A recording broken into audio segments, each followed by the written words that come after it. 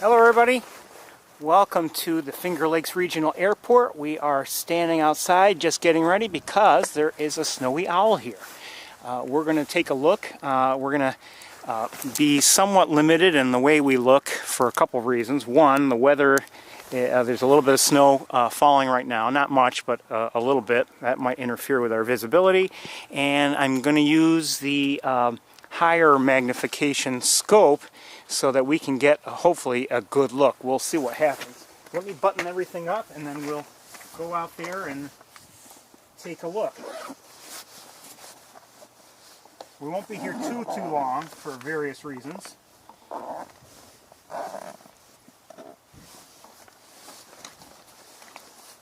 But this is my first snowy owl of the season. I've already seen it. I know it's here. I've seen it briefly. I went inside and looked. I actually, as I approached the airport, I didn't see at first the owl, but I saw people outside and I thought, okay, there's got to be an owl here. And then eventually I, saw it shortly thereafter. And then when I came inside, parked and came inside, I definitely saw it also. All right, I think I have just about everything. So we're going to be using the higher magnification scope. I'm hoping to have a good view, but we'll see what happens. It's kind of cold here. Let me just, oops. It's in the 30s, I believe. So it's cooled down a bit. We had a nice stretch of mild weather, but we've lost all that. Oh, I see a Canada goose in the air. This scope that I'm using now, or that I will be using, will not be good for tracking birds in flight.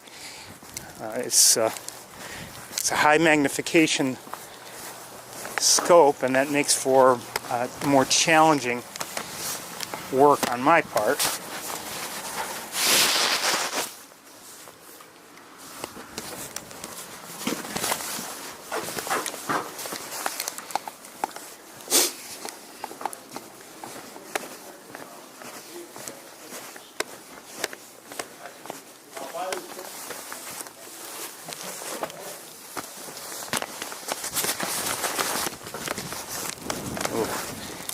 It was calm on the other, near my car, but now it seems the breeze has picked up.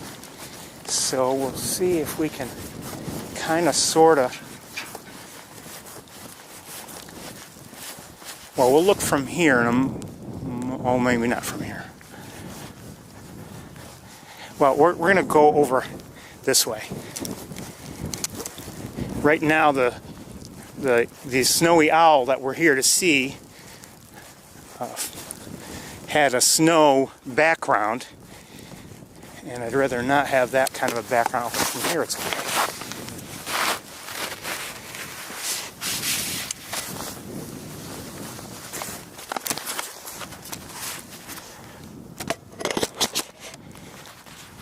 This will be more difficult with gloves, but they're a necessity for me.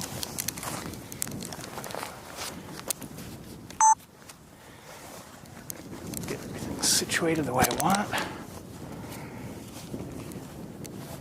Kinda.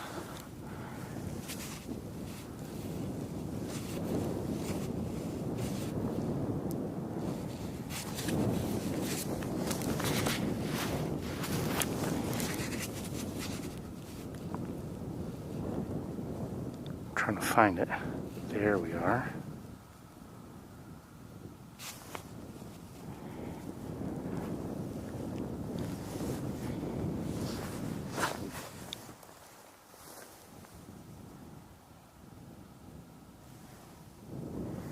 Beautiful owl.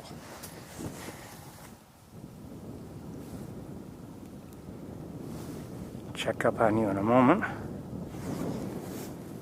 A little bit of, definitely some wind pushing on things.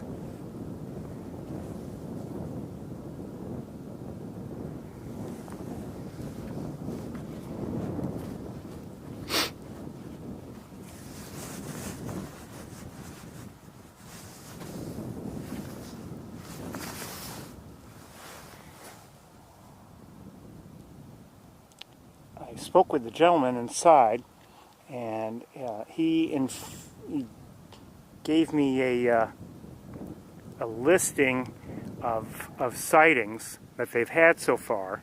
So I believe this is like the third time they've had an owl here this season. And it was like, you know, so I mean, who knows if it's the same one? I don't know.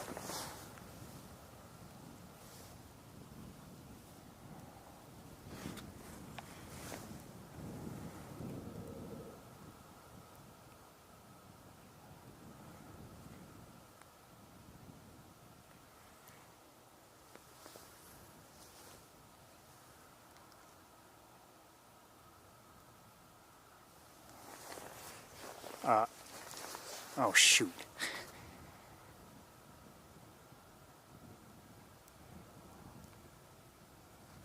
Hold on, I gotta check the lens itself. Lens seems okay. That must be the camera lens. Let me see if I can make some adjustments. 1 second. I don't have my usual air duster with me. All right, let's see if we can take care of that. 1 second.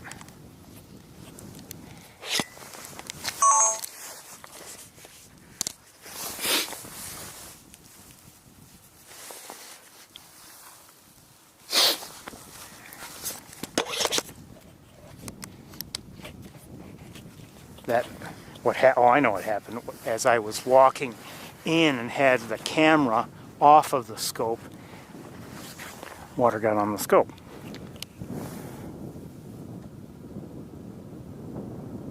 So let's get things set up again.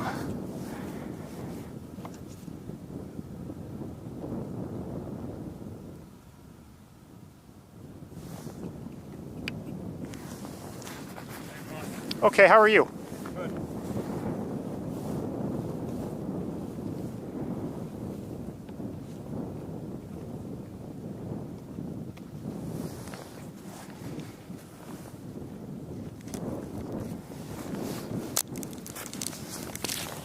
That wind is a little icy.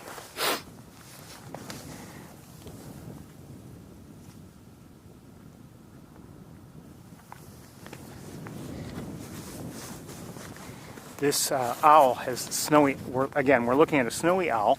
This owl has not moved from that location in the time that I've been here. Not that I've been here that long. And we may try to, the gentleman just walked by that I said hello to.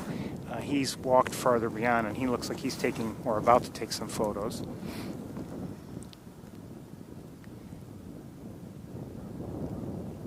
I hear a crow.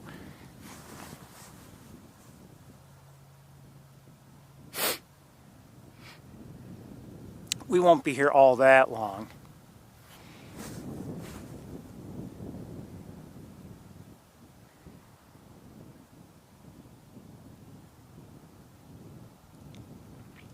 As I drove here, not much going on Cayuga Lake. I did see a small grouping, a relatively small grouping of snow geese out there.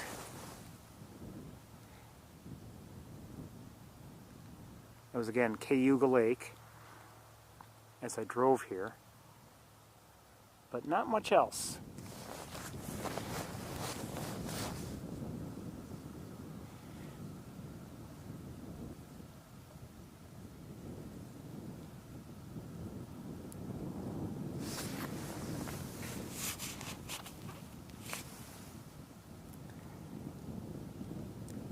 What a beautiful owl.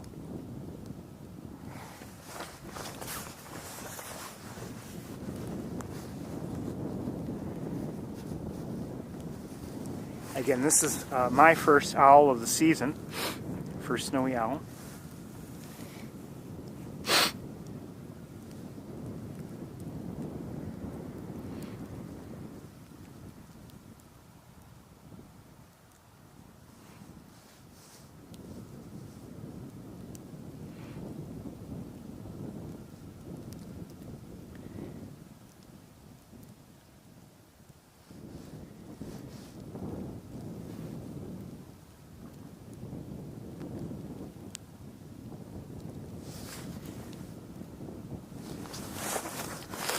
saw the question, and this is likely a female. And somebody that I bumped into inside, I have no idea what his or her, or actually her knowledge level was, but she seemed to think it was like a second or third year female.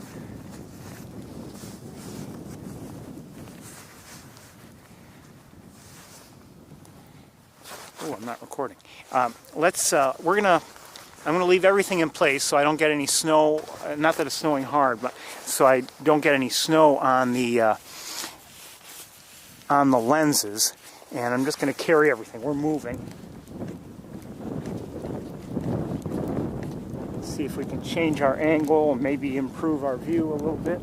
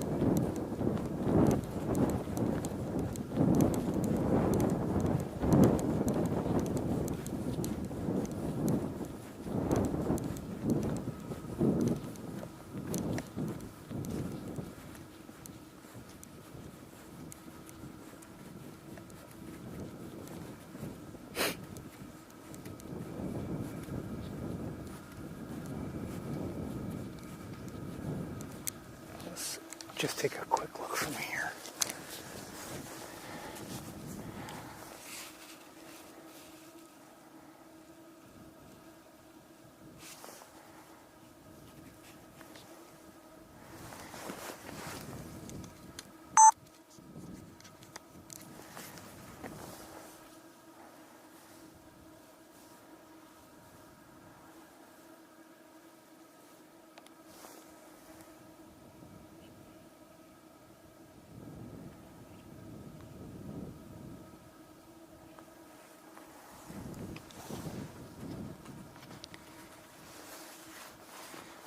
So again, this beautiful bird, if you're just joining us, is a snowy owl. Looking around, and we're here at the Finger Lakes Regional Airport. It's a small airport, and you know, I've been visiting here over the last few years because of the snowy owls.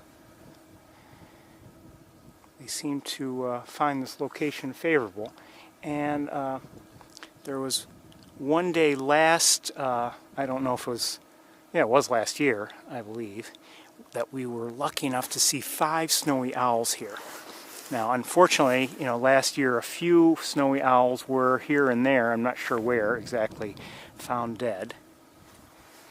And, you know, who knows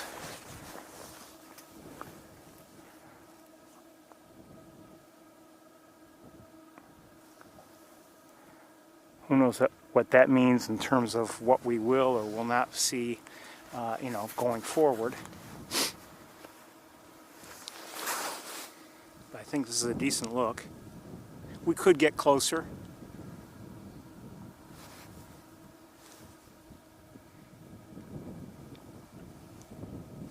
We've been lucky enough to have some good views of snowy owls here. Last year, or actually I should say last winter, in particular, we had some nice views, including some of one that was on one of the buildings here, and we were able to get some decent close-ups. Although, because of how it had been situated on the roof, you couldn't see like its entire body or anything. But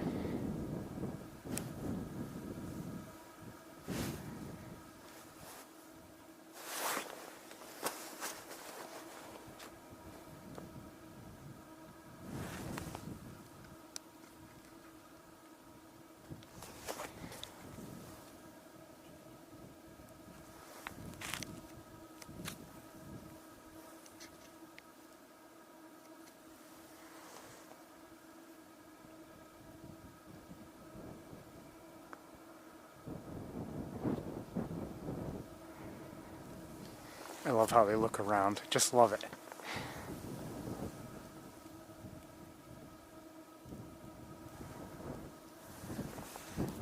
I've got the wind blowing on things a little bit, making things tough.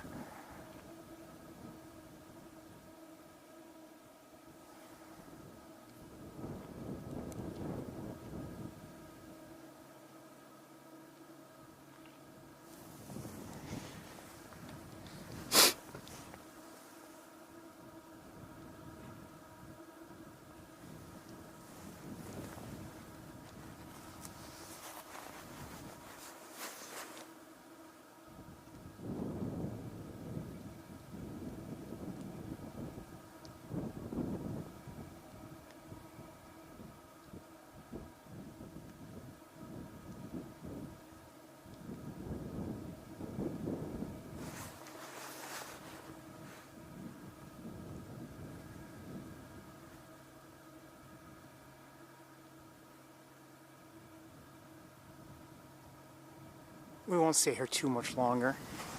This owl seems content to stay where it is. It's just looking around occasionally. Not much else going on. You know, not a lot of geese flying around, not a lot of other birds flying around.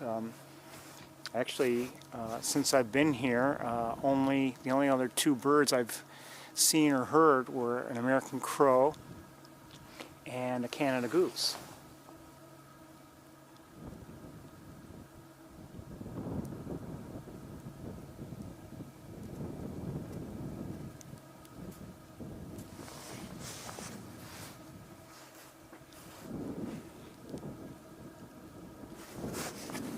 And I'm looking around a bit now.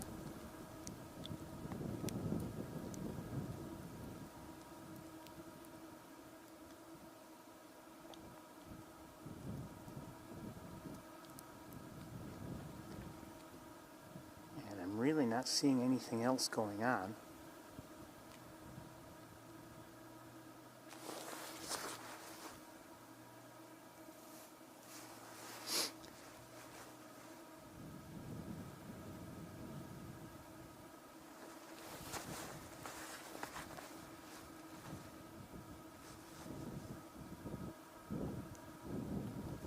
We're going to head to the car very shortly. It's kind of cold out here. My hands are cold. Oops.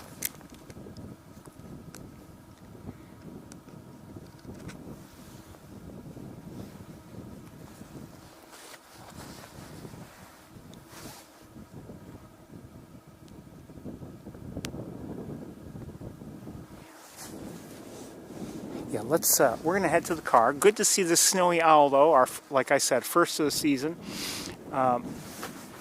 You know, it's always nice to see such a thing.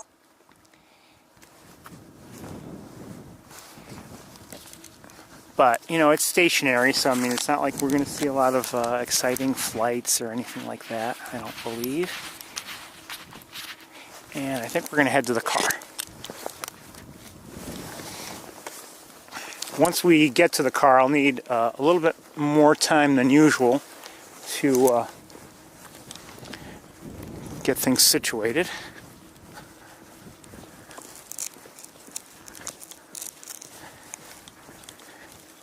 If you're wondering, I don't believe I've told you, but they decided this season to make everybody walk through the office or / terminal or whatever building rather than like walk from the parking area directly out here. I think people were walking all over the place and they just wanted to get a little bit more control over things.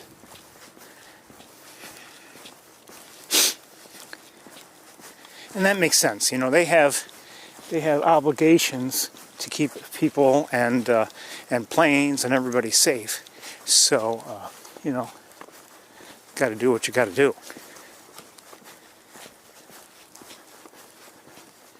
You know, we could let's try to get a little closer. We can't go anywhere beyond like this area of blacktop, so I wouldn't go beyond the grasses here, for instance.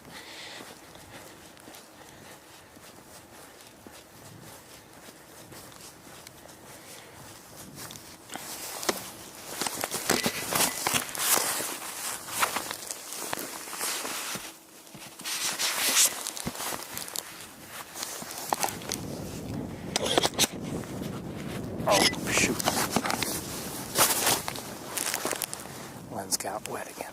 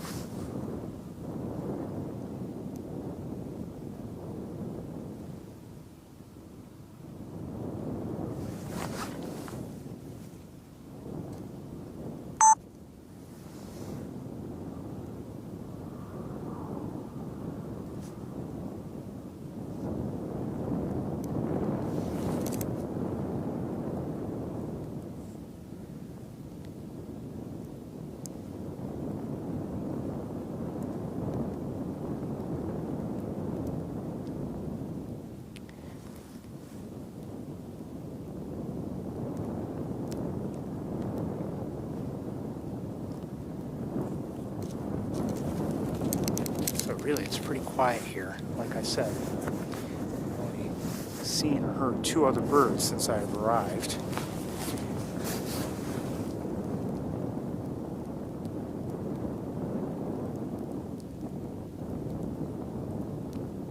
Might be hearing a Canada goose now, I'm not sure.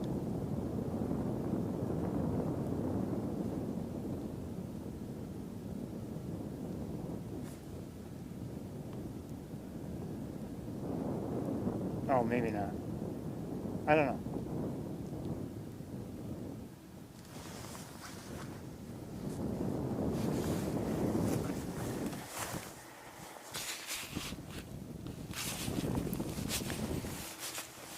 Look at one other thing, which I think is nothing.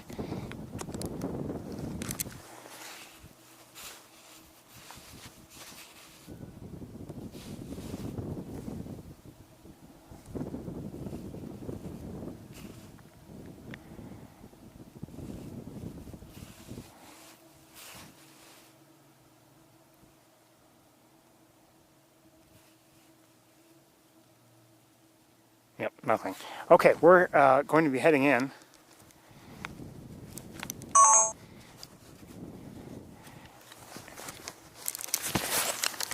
Bye, owl. Take care.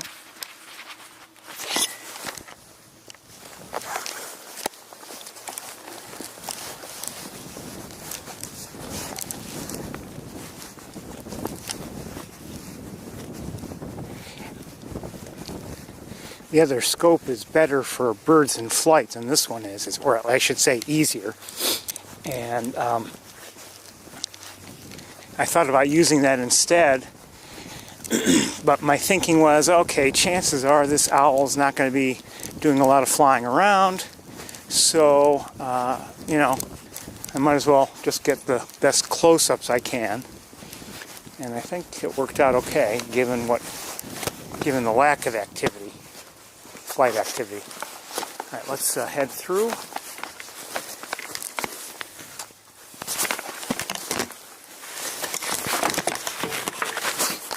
Done already? It's done already. Well, it's just, you know, kind of hanging around, and so Anyway, I wish you well. Take care. Thank you.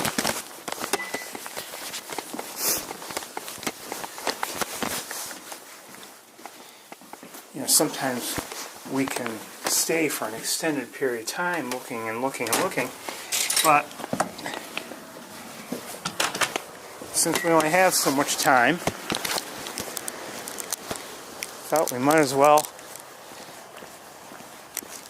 get going.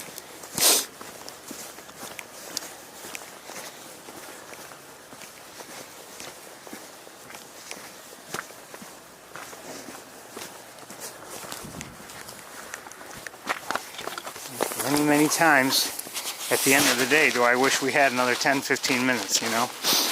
So let me get things situated here in the car and we'll get underway as quickly as we can.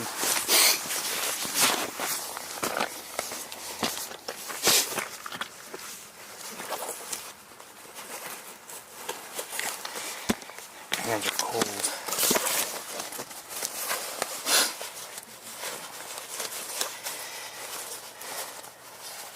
Goodness, they're cold. I can barely remove my backpack.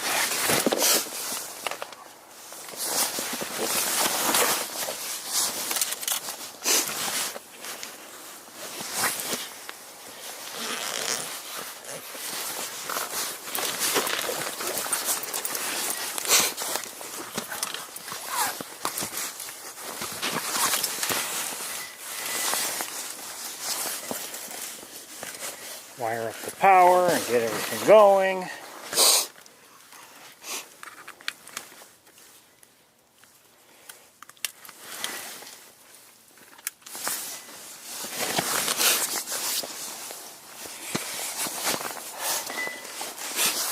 Oh, wow.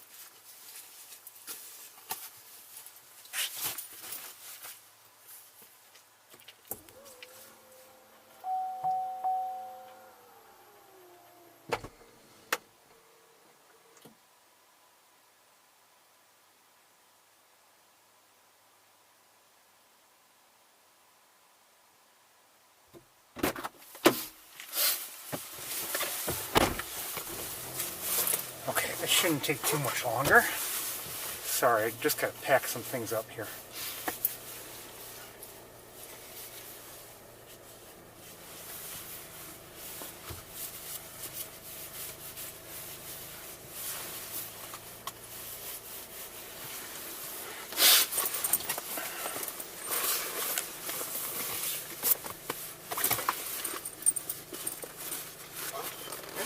going to start playing music, I'll bet.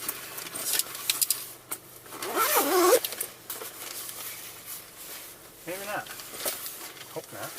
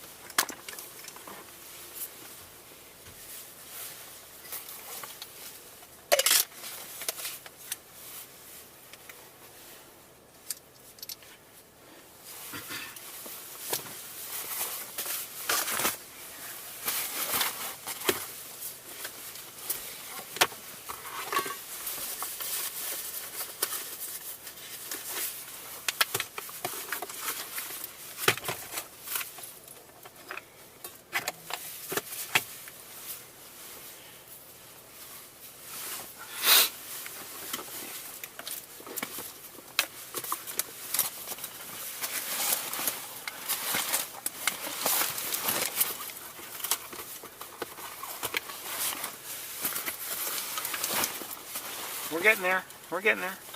Almost ready.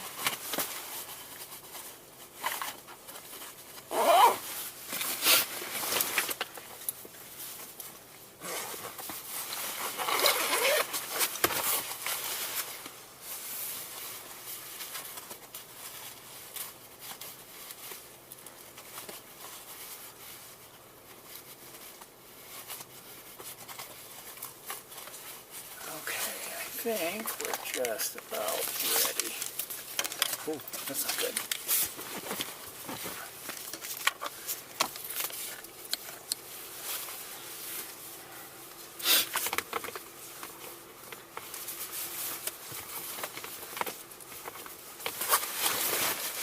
Whenever we get in or out of the car, you know, it's kind of a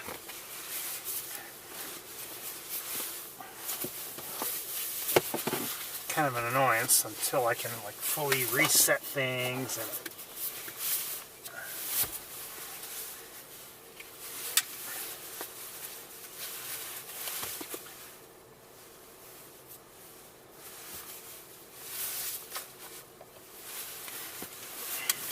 when your fingers are frozen, it makes things that much worse. Why didn't you wear gloves? I did wear gloves.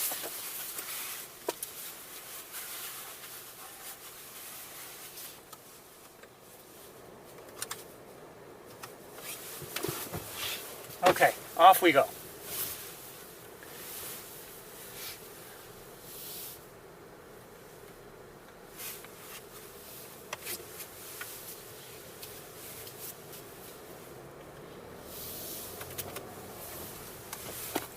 What is going on with this? Something's wrong.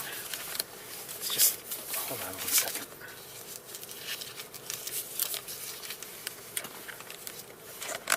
Oh, I don't know. That doesn't help.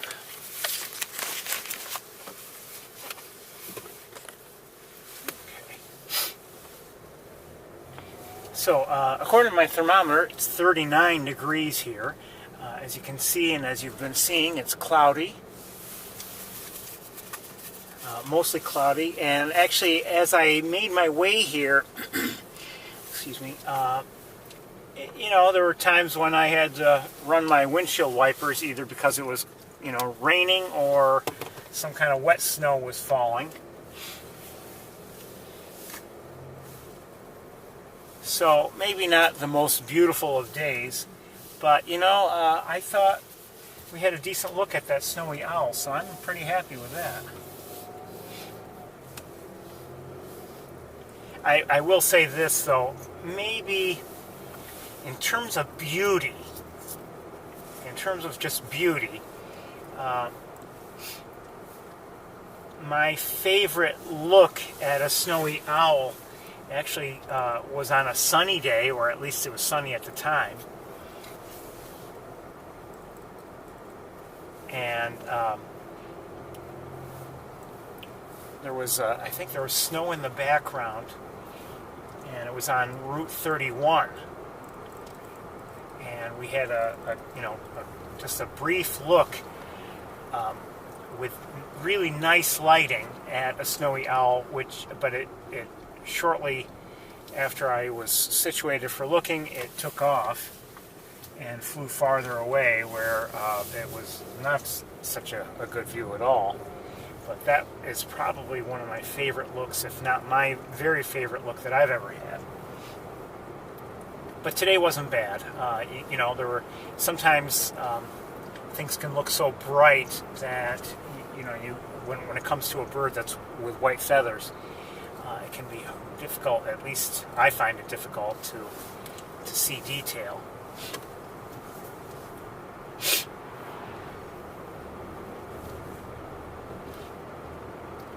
I've had that issue with a number of species, from great egret to snow geese to snowy owls to and even, although they're not all white, a bald eagle, if it's an adult with the white head feathers, it can be difficult to see. Snowy egret, so a number of species have given me that kind of trouble. I'm not going to, I don't think I'm going to bother trying to take a left turn here and go to the other end of the airport. I'm going to trust their judgment, or trust what I've heard, and that there's only one snowy owl there. The gentleman who was inside,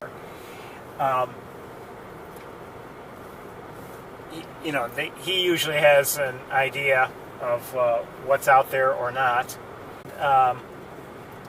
Anyway, I approached, and then as I, turned onto the road and actually entered the airport area, I saw in the parking area there were a number of cars there.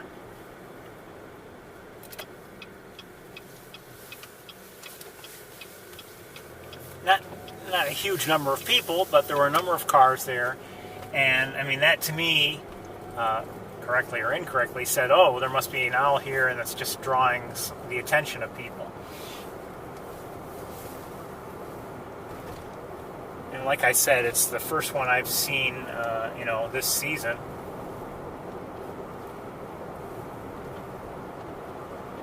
My hands are warming up now. The warmth feels good.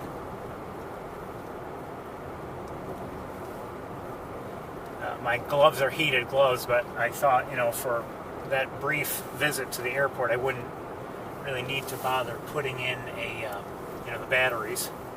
I see a crow overhead.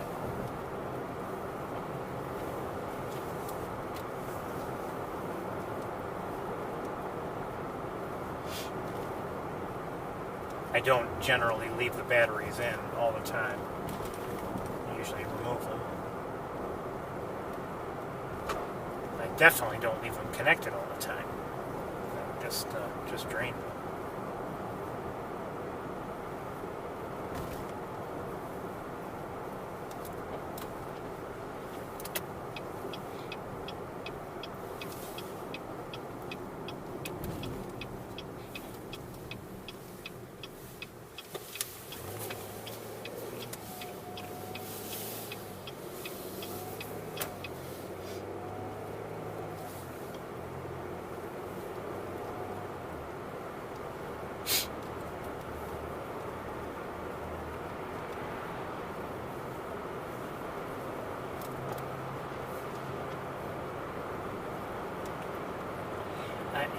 While you're up here, continue on and visit some of the areas we can visit in Montezuma, even though it's winter. Prior to the efforts that I began making a few years ago to see snowy owls, basically in winter we would not be coming up here.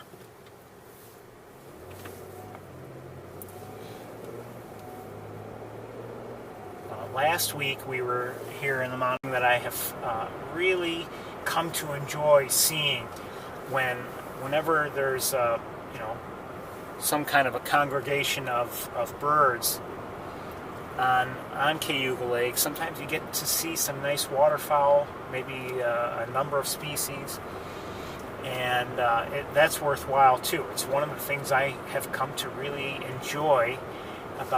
To our right, there's a red-tailed hawk in a tree. Hello.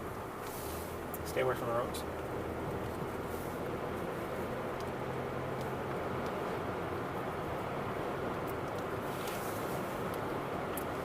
Uh-oh.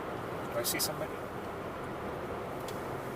I do see something in the air. It looks like a large bird, but it's in flight. I thought for a moment that it might be hovering, and I don't believe that any longer, but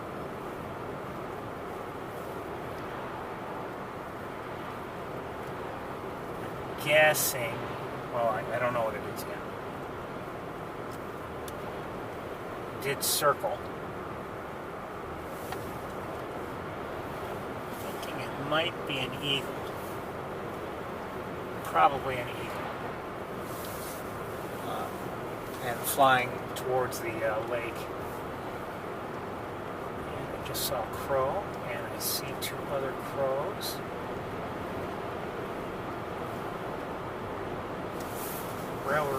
Railroad tracks coming up. You know what to do.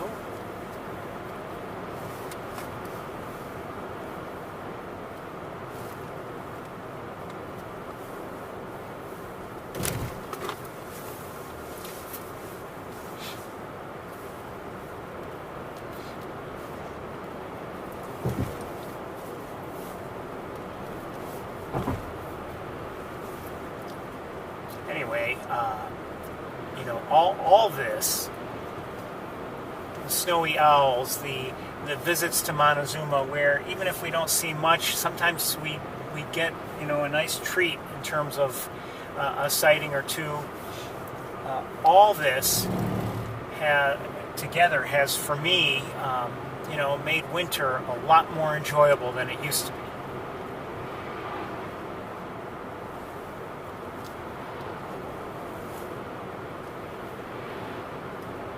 Up in the air and to our right, I'm not sure what that is. It's probably a raptor circling. I'm not sure what it was. And then, who flew up there?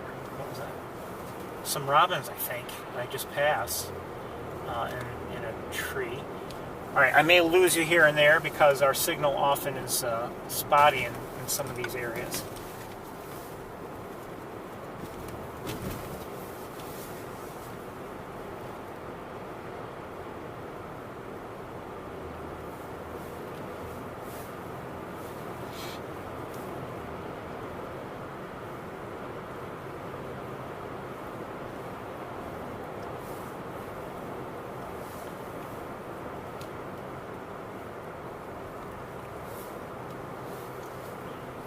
I was thinking earlier today, actually,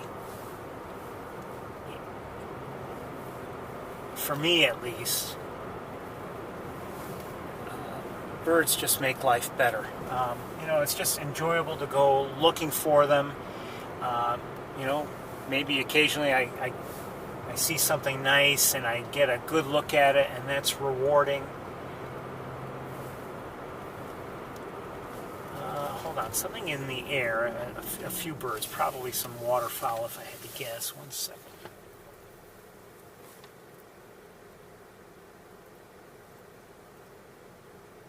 I think they're Canada geese.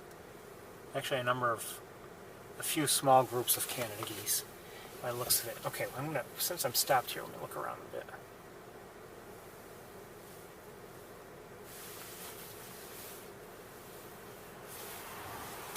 Nothing going on here, though. I don't see...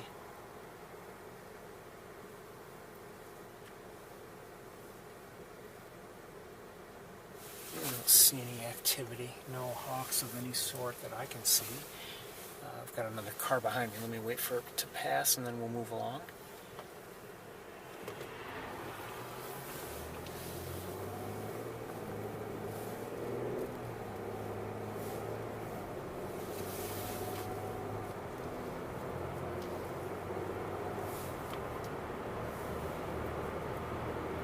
Clearly, bird watching may not be for everybody,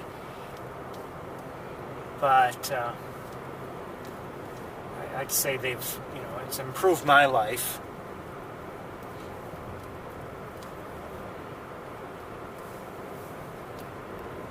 Even just to have a nice pastime of one sort or another, whatever it might be, if you can find something like that and enjoy it, enjoy participating, and it can be really rewarding and worthwhile.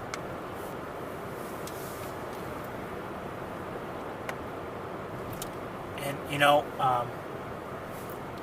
what got me thinking about that, I think earlier today, was at one point I just thought, okay, let me have another check at my window where looking out to my my bird feeders. And just then there was a starling on, having a meal, but just then flew up to displace it was a red-bellied woodpecker,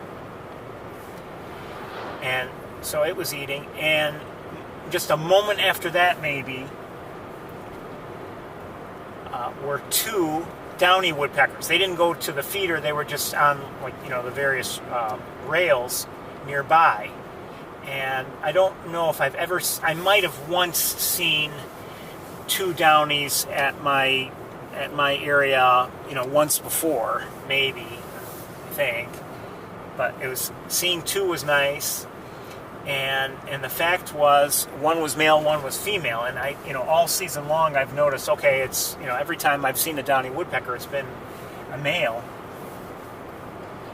and so it was nice to see a male and a female just there at the same time while the red-bellied was feeding. And I don't know if I've ever seen red-bellied and and downy at my area, at the same time. Maybe I have. I don't remember. But so to have three woodpeckers at my feeder or deck or whatever was kind of just a rewarding little sighting.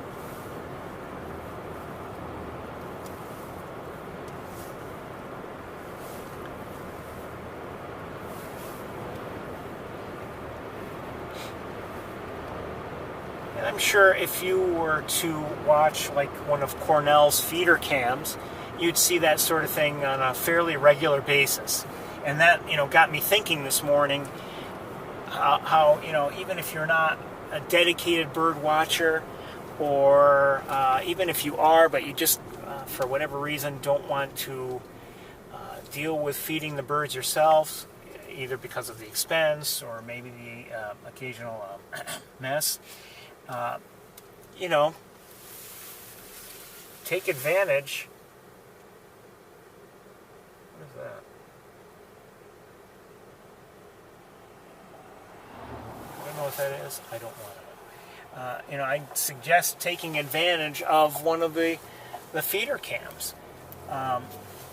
You get to see interesting birds, and you've got a good look at them.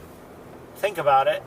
And you don't have to deal with any of the mess. All you have to do is turn on your computer or phone or iPad or TV, whatever, and you get to treat yourself to a view of some nice birds and just enjoy it. When you're done, just turn it off.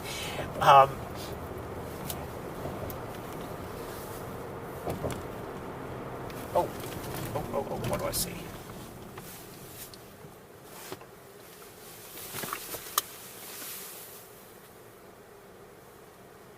Couple bald eagles.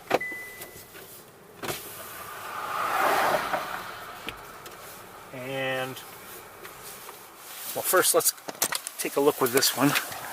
And maybe another one in the air, I'm not sure.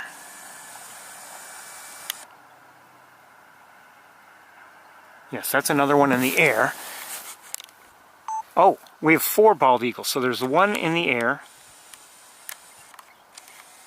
And we're hearing some now.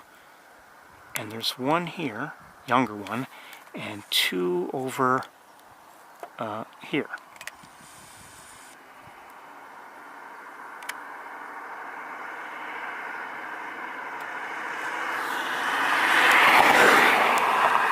So this is more bald eagles than we saw all of last week.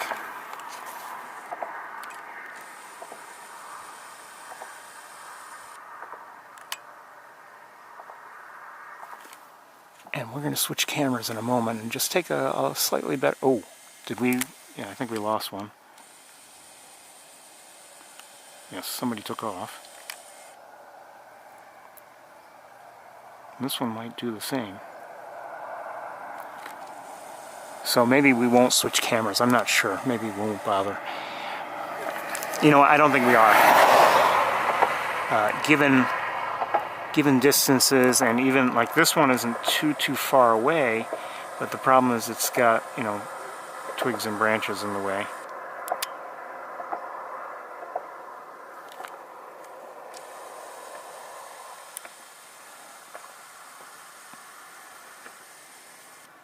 Okay, we're going to move on. Time is short.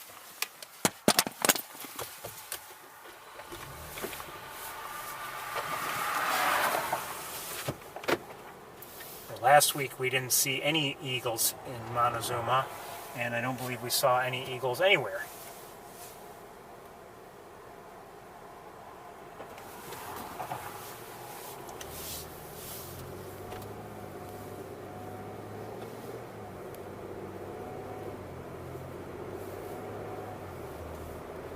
And you know, we've come up here in beautiful summer, sunny days, and not seen any eagles. I mean, that happens too. Doesn't mean that they're not around. It means that they're just not, you know, we're not in the places we need to be to see them at a given time.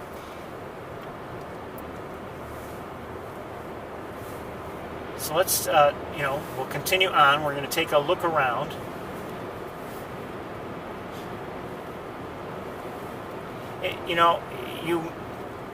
The gentleman inside the airport, some pigeons, by the way, to our left, he said, you're leaving, basically, you're leaving already, and, it was nice to see that snowy owl, but, sometimes, if a bird is stationary and we're pressured for time, as we always are, it doesn't make sense to stand and wait for something that's not going to happen.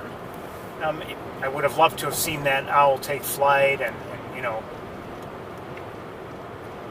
but there was no indication that was going to happen.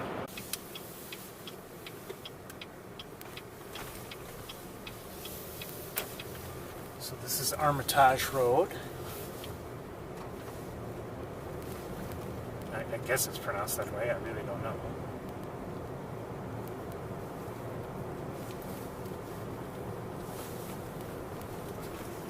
Hold on, what's that? Is that a dog? It's a dog. Never mind.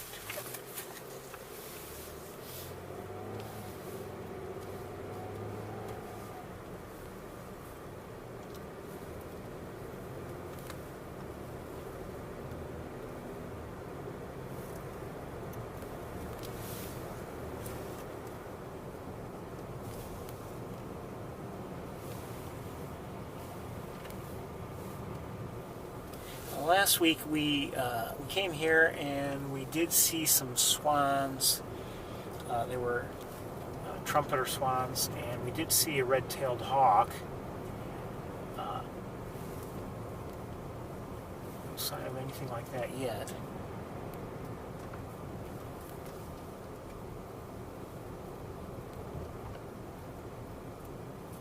The swans were distant, so we only looked at them for a few moments.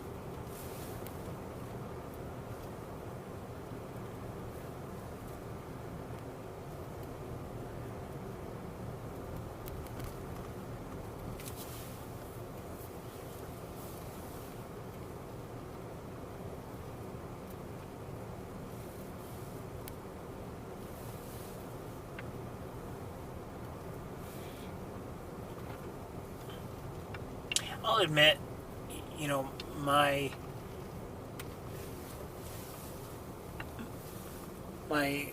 expectations slash standards, they've changed over the years. And, you know, maybe the first time I had ever seen a bald eagle, for instance, maybe it wasn't a close look, but I was thrilled to get it. I've never had, you know, never saw one before. Now, you know, I've seen eagles often enough and well enough that I, you know, if I'm looking for a special sighting or for a sighting to be considered special, I've got to have you know, maybe a good close look or some special activity or something.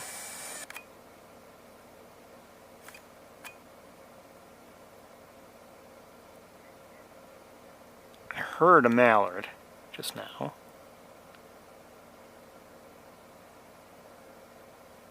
Some swans there, I'm not sure what they are.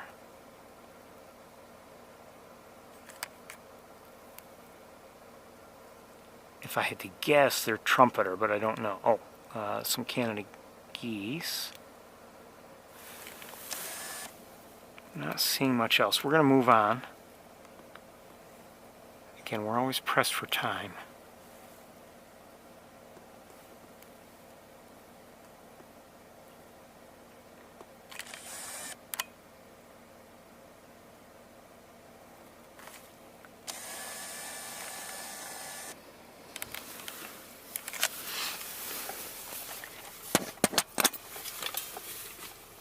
You know, if there had been, let's say, an eagle there in the distance like that, and if it had been my first sighting ever, I might sit there and watch. My goodness, I've seen a bald eagle. I've never seen one before, and maybe I'll hope that it'll come near. But, you know, because I have seen eagles, you know, pretty well on occasion over the years, you know, I might, you know, have a higher standard in terms of the sighting quality.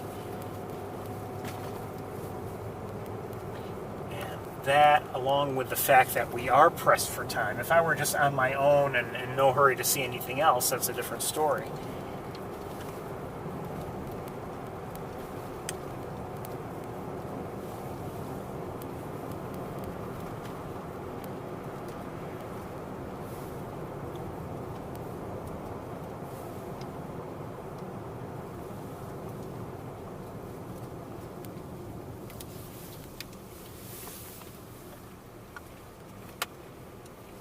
Dog is still in the field. There was a human being out there too.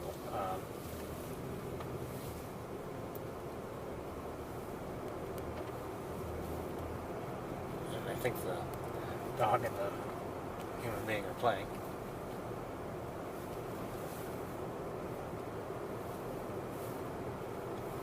As usual, I may lose you in any one of these areas. The signals can be pretty spotty, signal strength.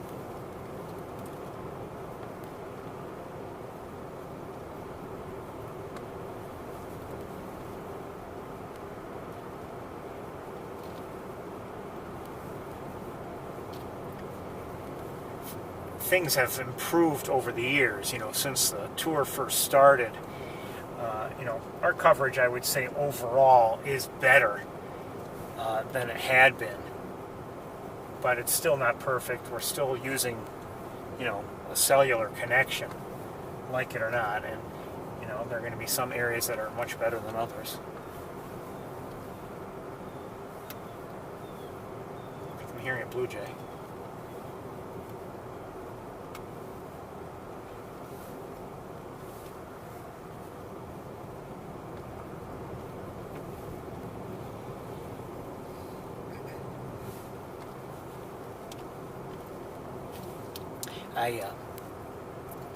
Before leaving home today, I walked out, just stepped outside for a minute, and I could hear some blue jays in the distance. I wasn't sure exactly where they were. And I kind of started to turn back to head back inside, and I thought I heard something, and I was going to continue, and I was like, no, you know what, stop a second, stopped, and then I heard it again, and it was an eastern bluebird. Again, this was earlier today at home. And, you know, immediately sending an email to my one of my neighbors who had spoken to me months ago about eastern bluebirds, and I can't remember exactly what the question was, but I think it was basically related to migration. How long do they stay around? And I said I think they might stay around through the winter.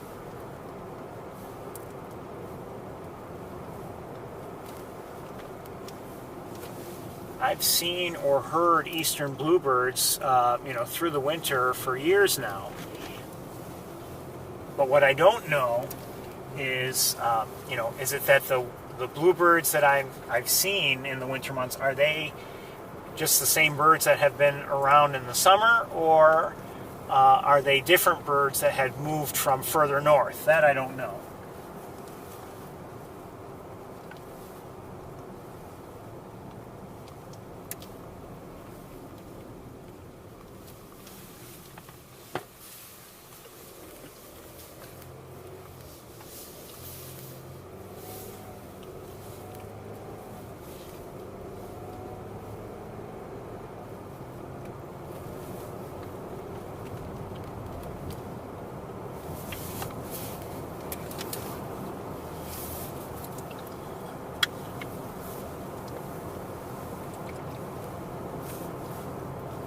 Like I said, though,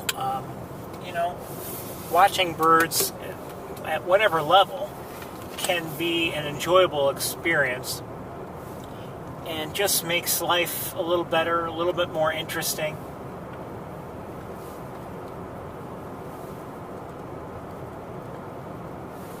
Go out on a cold winter day and you could choose to, ignore the sounds you might hear. Or maybe you go out on that same cold winter day and you're hearing and maybe seeing here and there, and just think for a moment about them. Maybe wonder what they're doing in terms of feeding or whatever. 3 crows to our right. American crows, most likely.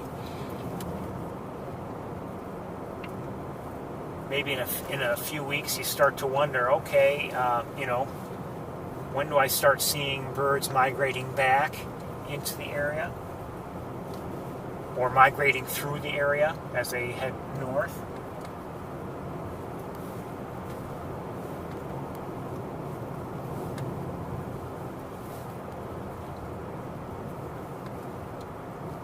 Maybe you see a group of birds, good numbers of a flock of birds of a particular species in an area, and you wonder why what's drawing them there? Why are they there?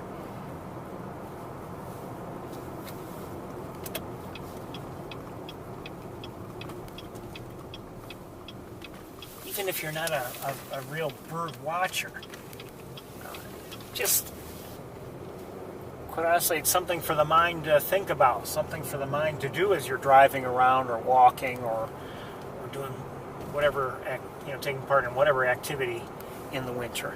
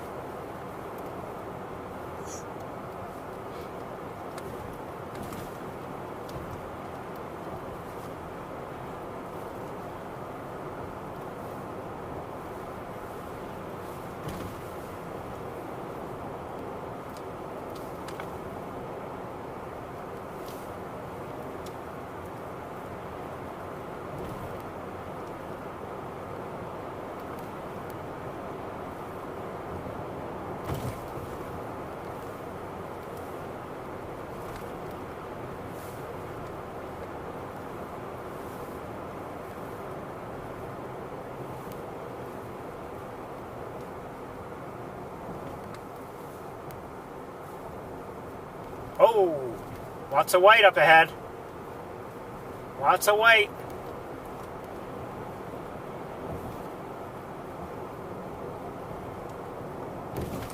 I don't know if for all I know, they're decoys, but there's a lot of white in the field that'll be on the left side of the road. Could be decoys, like I said. but somehow and a fair amount of white on the right-hand side as well. Let's see what's going on here.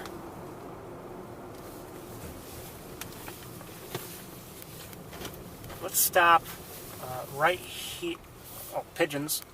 So we're on 31, Route 31, and some pigeons just took off. We'll look at them for a moment. Well, we were going to look at them. Windshield.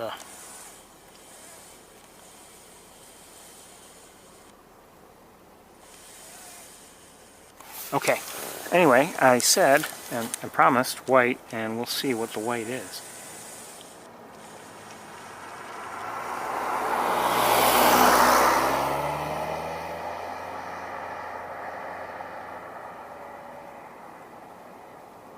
I think we have a lot of swans, but I don't know. Some of the birds are definitely real, so I don't know if there are any decoys there.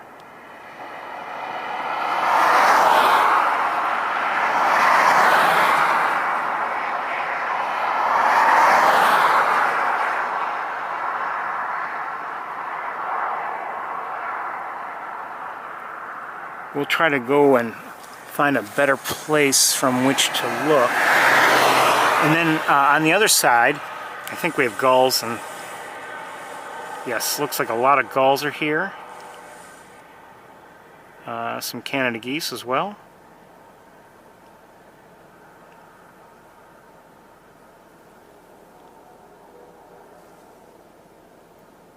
Mallards.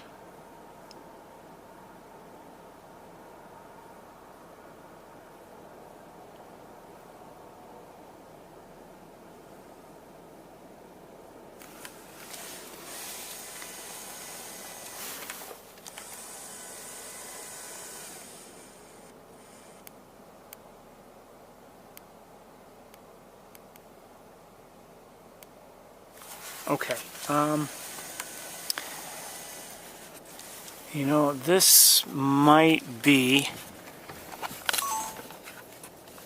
as good a place as any, even though we're not as close as we might be, but this might be as good a place as any to see, just because of what might or might not be in our way. And, you know, up ahead, the road narrows. Whereas here we can get away with staying by the road. Let's try looking from here for a bit, and we'll see how it works out.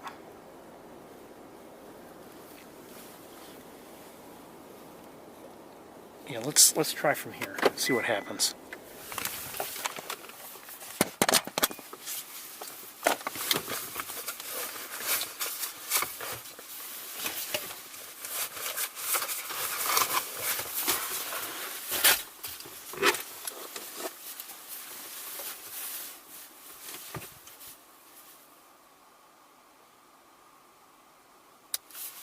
Oh, I may have heard trumpeters. I'm sorry.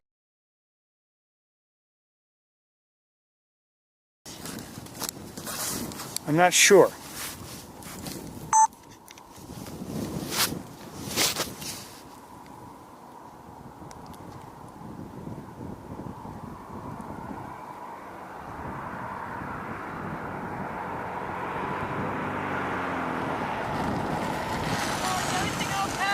Yes, I'm just looking. Thank you.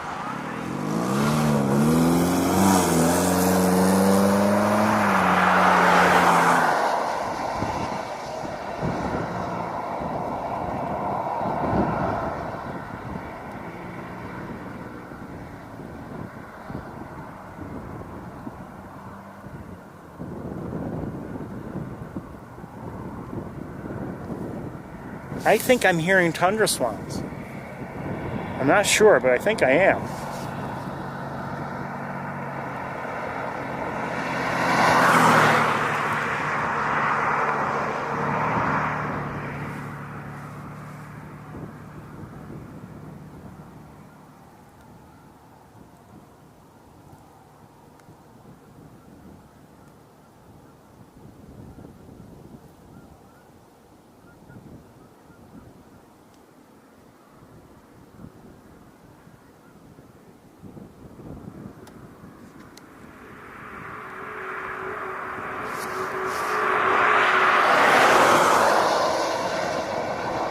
Is there a yellow spot in front of that bird's eye? Maybe. I can't get any closer with this scope.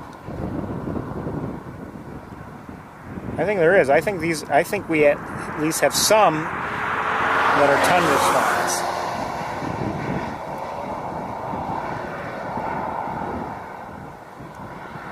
swans. Again, you may have seen the yellow spot, and I couldn't. I wasn't sure.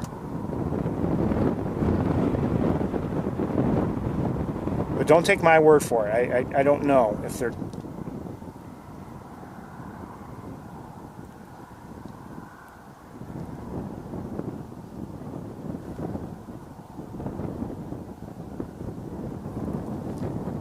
We may try to get closer.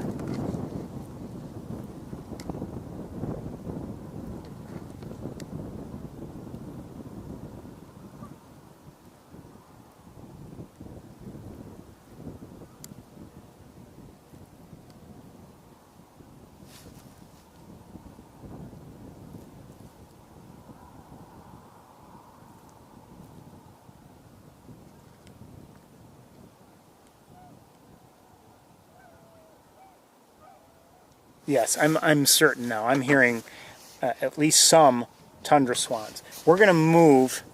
Oh, hold on one second. What's coming in? More swans. Hold on, let me see if I can get them in the air as they come in.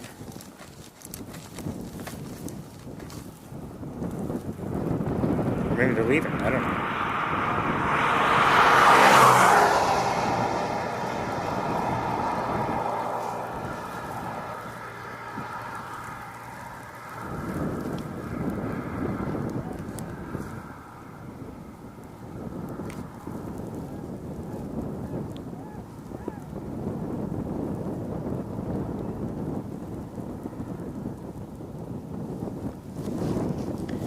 Okay, so at least some of these swans are tundra swans. I think we're going to move and see if we can get a better look.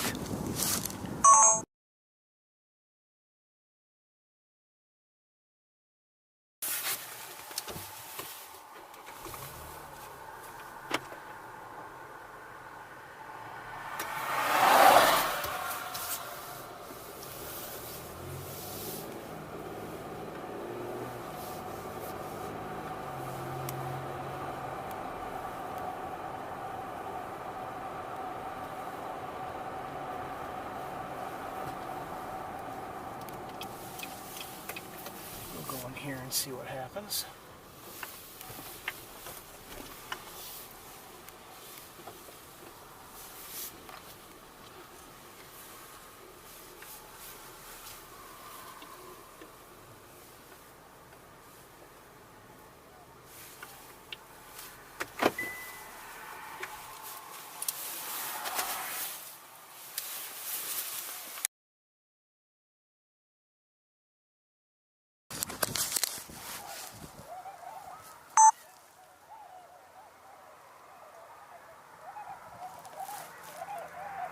No doubt about it, there are at least some swans that are tundra swans. In the meanwhile, let's look right here.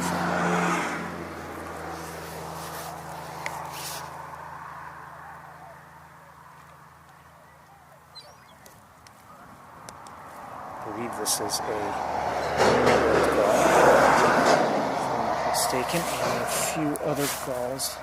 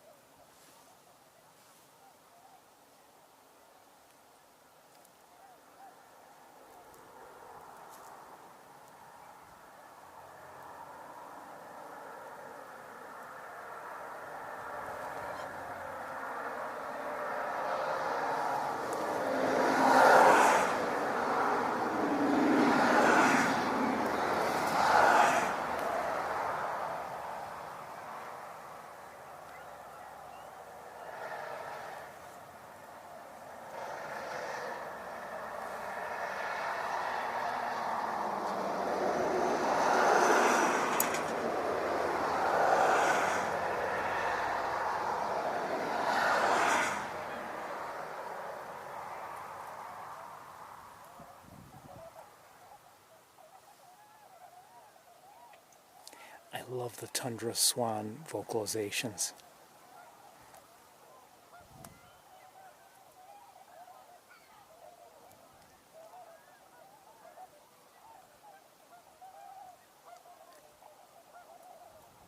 I think you can just make out on this one a little bit of that yellow spot behind, in front of its eye.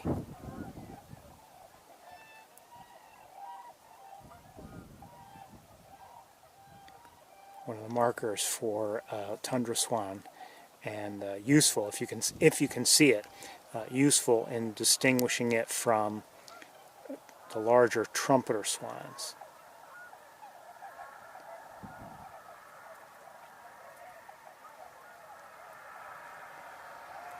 This is a younger swan, that's why it's not all white. And some swans you'll see, they've got like some orange or some rusty color on their head. That's a staining of their feathers. That's not their own natural coloration.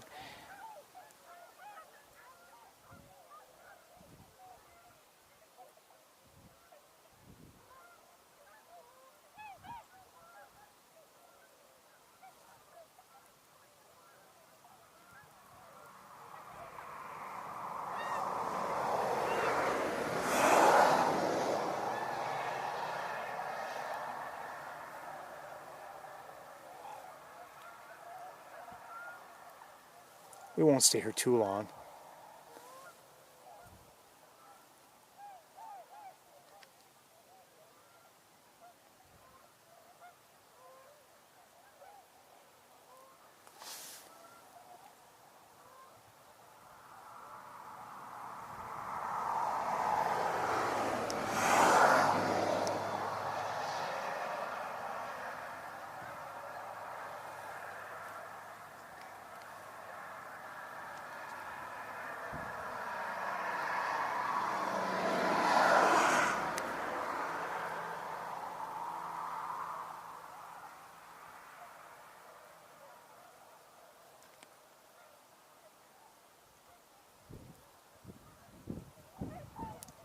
Mallards there.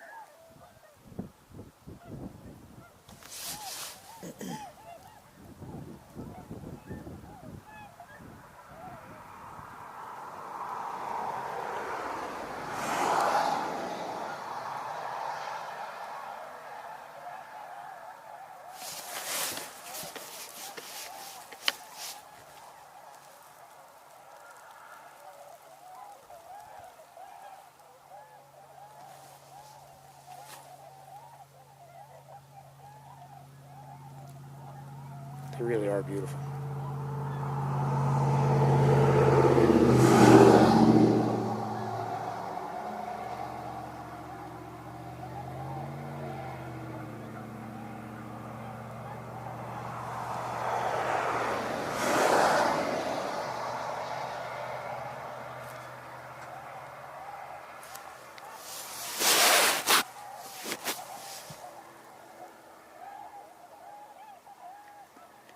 Could that be an American black duck back there? Maybe.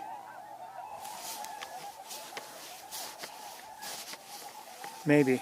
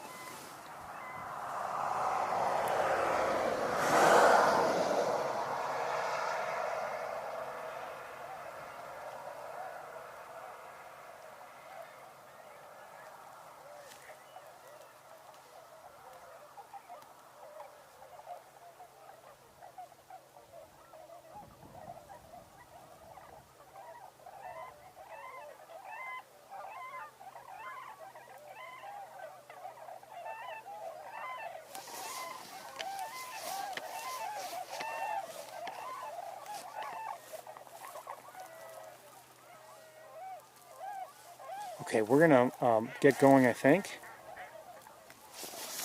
very, very shortly.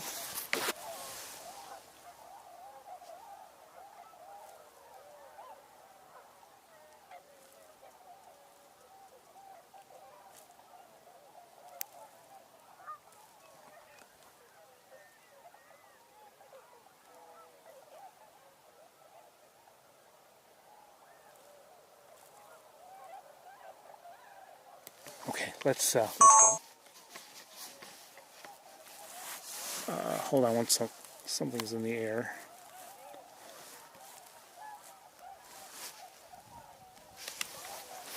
Look like Canada geese from what I can tell.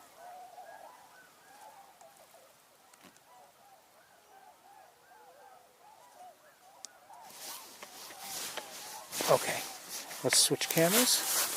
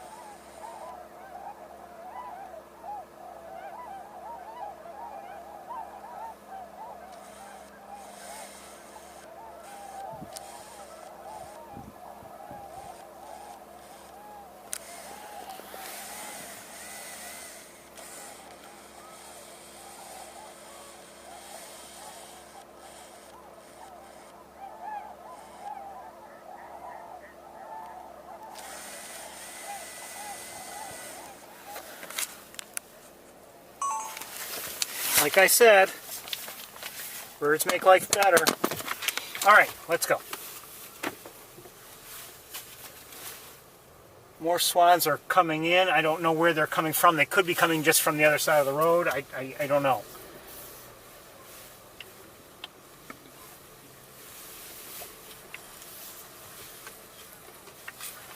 And we're going to drive towards the Seneca River, as we have been doing these last few weeks, just to look around, see if there's anything of interest.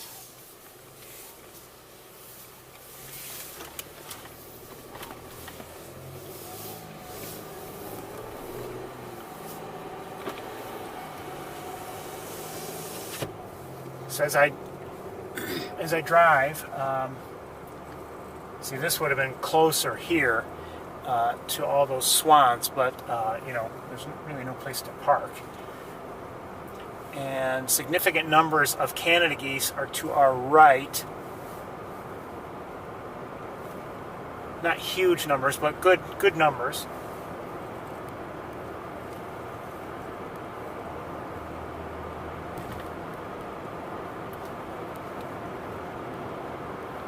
And I see to our left and in the distance, it looks like, you know, groupings of some kinds of birds, but I'm not sure if they're all Canada geese or not. I thought they were, but I might be seeing, I'm not sure what I'm seeing. There's a car behind me, so I'm hesitant to pull over.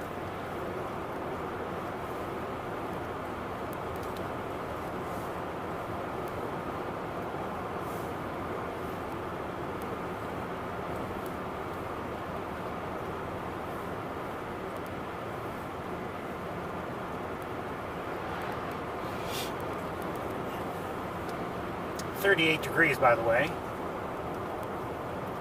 Nice and comfy here in the car.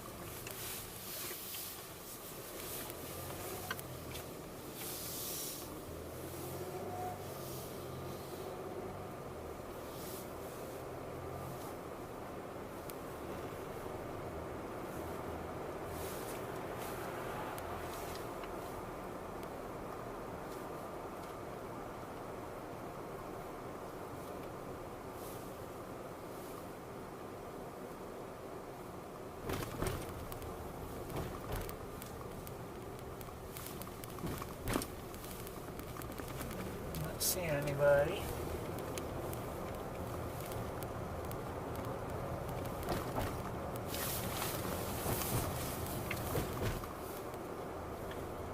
I think we're gonna, make our way towards East Road.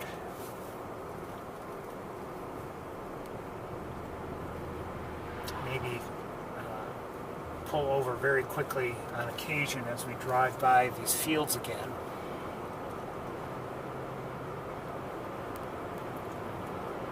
Just long enough for me to take a look with binoculars, really.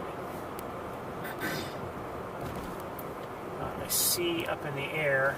I want to look and see what's flying. Somehow it doesn't seem like they're Canada geese. Well, they might be. I think they are. Yes, going both ways. Left and right.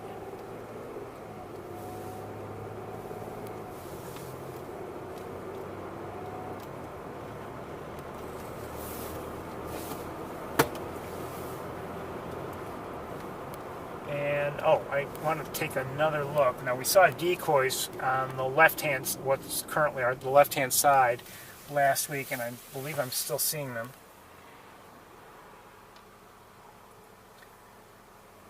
Yes, and no activity around them in terms of real birds.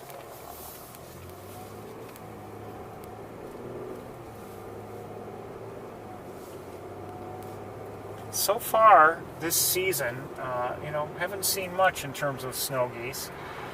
We've seen them in pretty decent numbers on one occasion, a couple of weeks ago.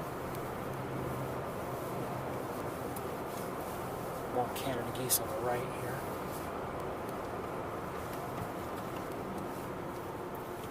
Let me just pull over here. This isn't going to do much for us.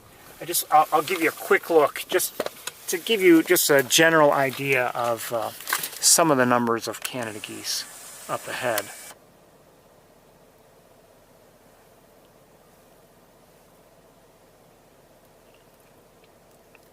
And you can see there's some decent numbers, not huge numbers, but some good numbers of Canada geese there. And we did see other mallards and other birds there on the left, or what is currently the left-hand side. I see looks like more swans coming in. And I haven't seen any swans on the ground to the left of us right now. So I'm guessing the swans are coming in from somewhere else, but I could be wrong.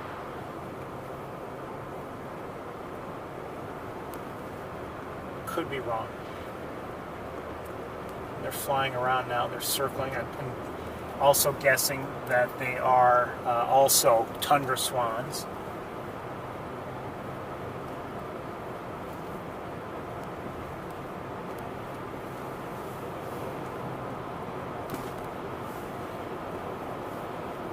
And maybe a more thorough review of all the birds on either side might show us that other species are present, but we're not going to take the time for that. It's 1:37 according to my clock.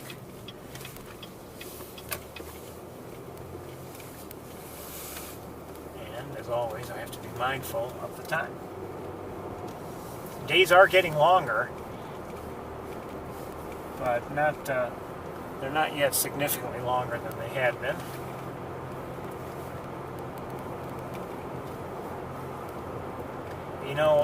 Was it yesterday? I think it was yesterday.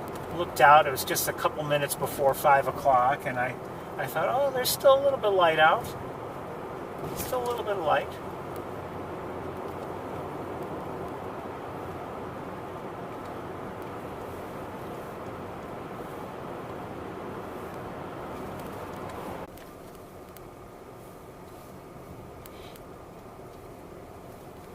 Seen some raptors the week before. Well, I should say the week before that, really. We had to skip a week due to bad weather.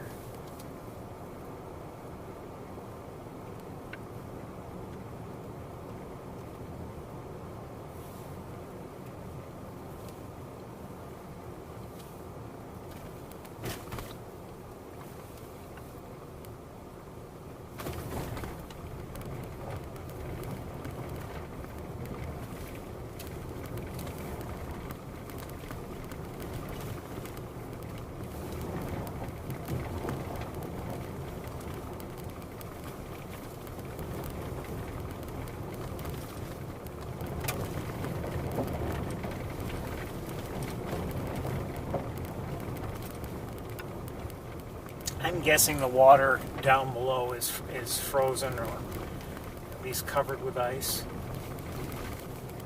And from here, it looks like I'm correct. Maybe not. We'll see in a moment. Oh, maybe not.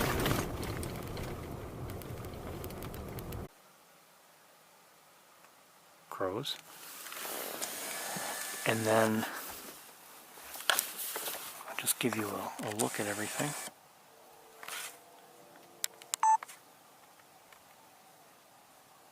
You might be able to hear, I think I can hear some of the tundra swans. We're not far away from where we saw the tundra swans, and I see in the distance Canada geese there.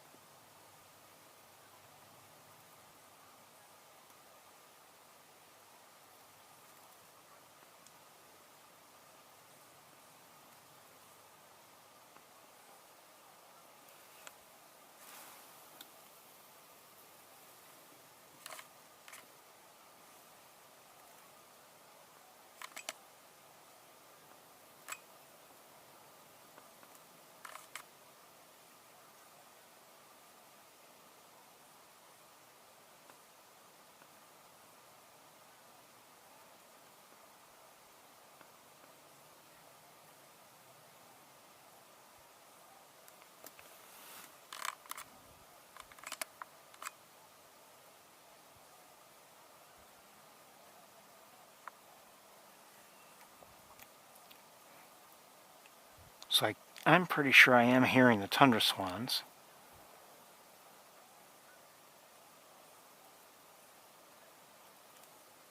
I haven't seen any here, but you know, their sounds are carrying well enough that we can hear them, just faintly.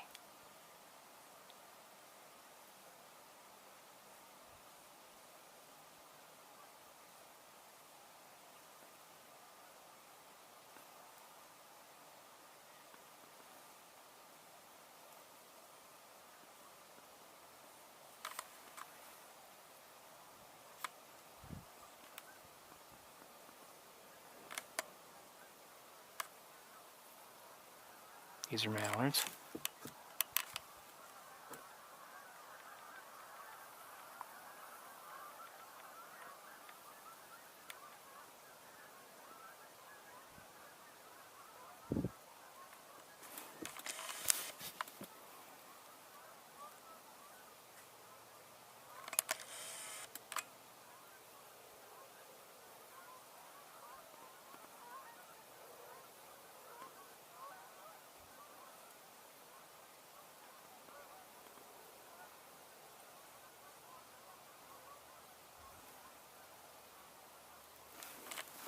Okay, let's switch cameras. Oh, wait a second. Is that something else? No, probably not. No, there are ducks there, though.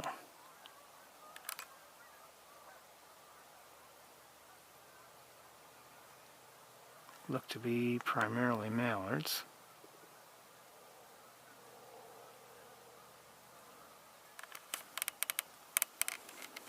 I did see, by the way, at the southern end of Cayuga Lake, a number of ducks. Not a huge flock, but good numbers. I would say most likely, if I had to guess, redheads, but I don't know.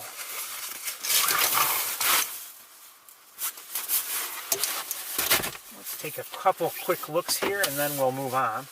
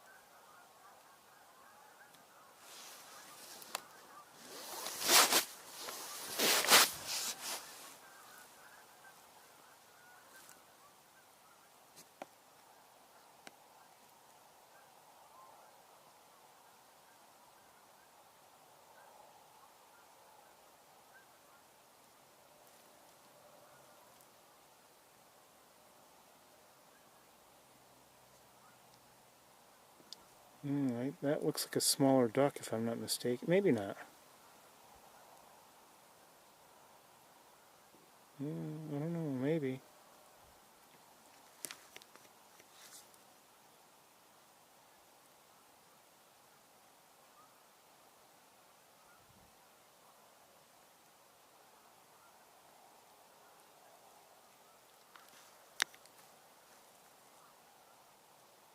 I don't know. Maybe not.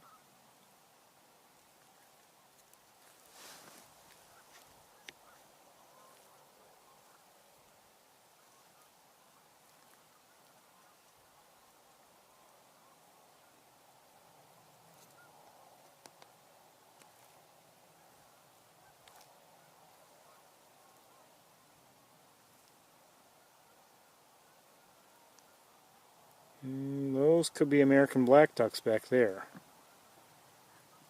You can probably see them better than I can. Yes, I believe they are.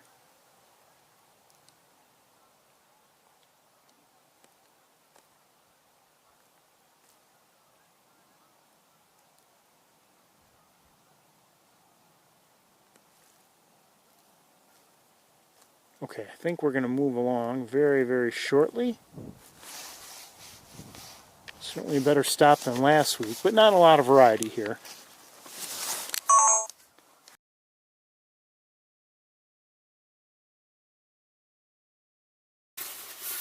Alright, I just want to have one more look at a couple things with binoculars. One moment.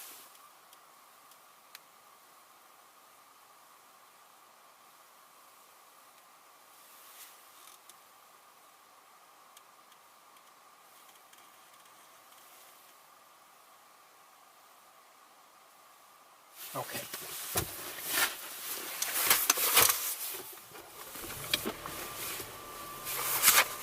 few drops on the windshield, I see.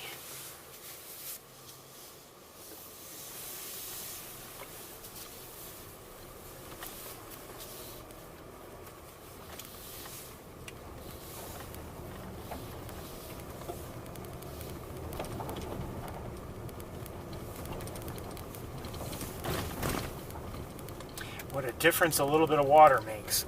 You know, if things are covered in ice. Now, last week was, I would say, warmer than today, but I think things had just, you know, were taking their time in terms of thawing out. Well, you know, they've since had some time to thaw out, even though the weather has turned, you know, a little colder. So they haven't really frozen solid again yet. So you know, that water can make a difference in terms of drawing, you know, drawing birds. And the same thing with the fields that we were seeing along 31. I mean, the fields are important. They themselves, draw birds because they're looking for, for food. But because there's some, liquid water in them, puddled there and available, that seems to appeal, for instance, to the swans and, other waterfowl.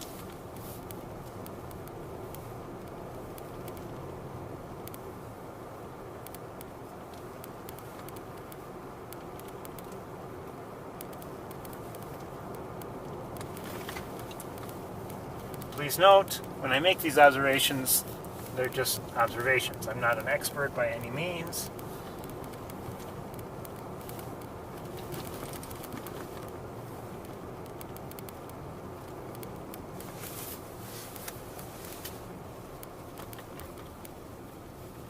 I just drive the car.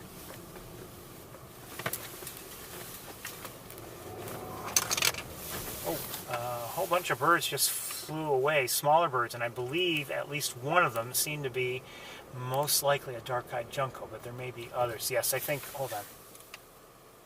Yes, a bunch of dark-eyed juncos in the area.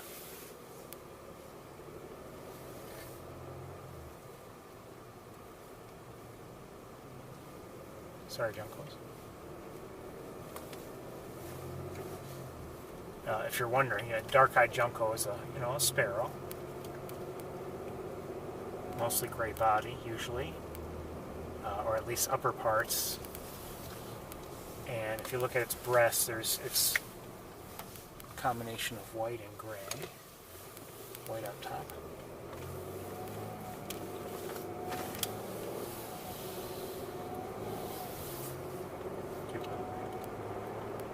Or is it gray up top? I don't remember now. No, it might be gray up top. I don't know. I don't know.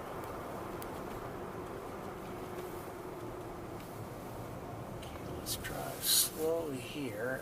We still have an eagle in that same tree where we saw the two earlier. I don't know if it's the same eagle or not. Oh, and we might have a decent look at. Oh, hold on. Hold on. Let's park here, and all right, we've got, I think, 3 eagles, if I'm not mistaken. We have one here.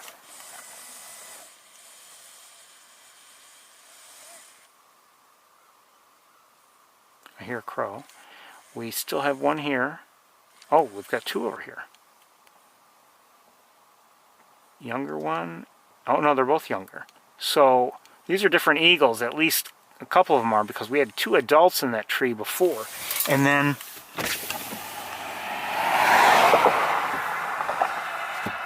over here, hold on, wires. Over here,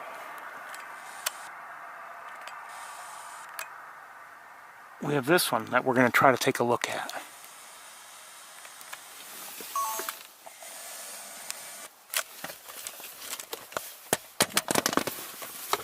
Okay, give me a moment here.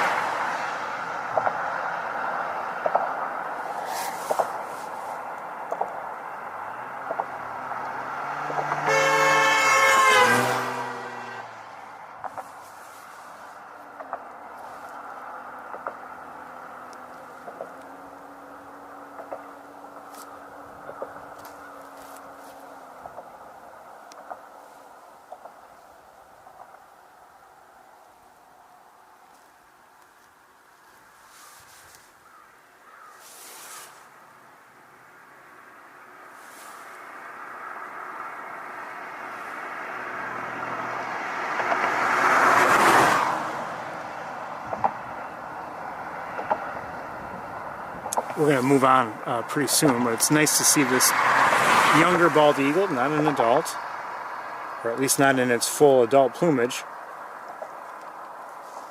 Eventually, its body will be a rich dark brown, very dark brown, and you know, with the white head and tail feathers.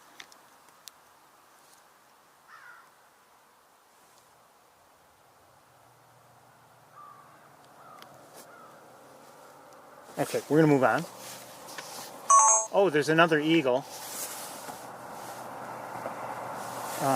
We'll get to it.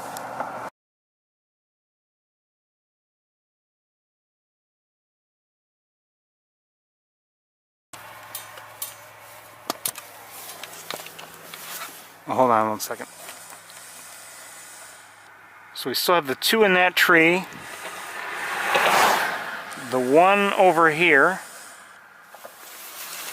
The one we were just looking at here. And it looks like we have another one up here.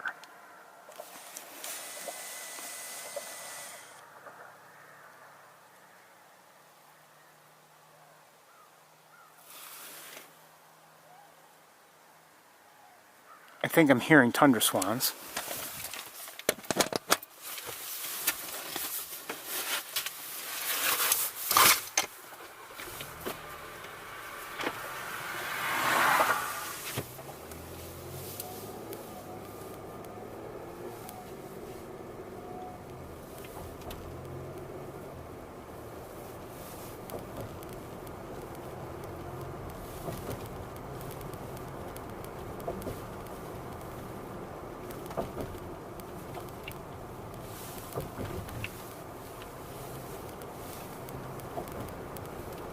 Oh, I see a swan in the air up above. Make it two. I don't know if they were at Mays Point, but they may have left it just now. I don't know. Just want to take a look in here, and it looks like there's still a fair amount of ice on top of the water. We're not going to get out of the car. I'm not even going to go take a look.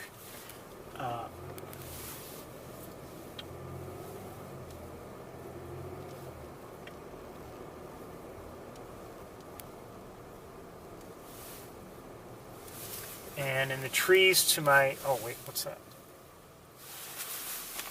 Oh, more swans in the air.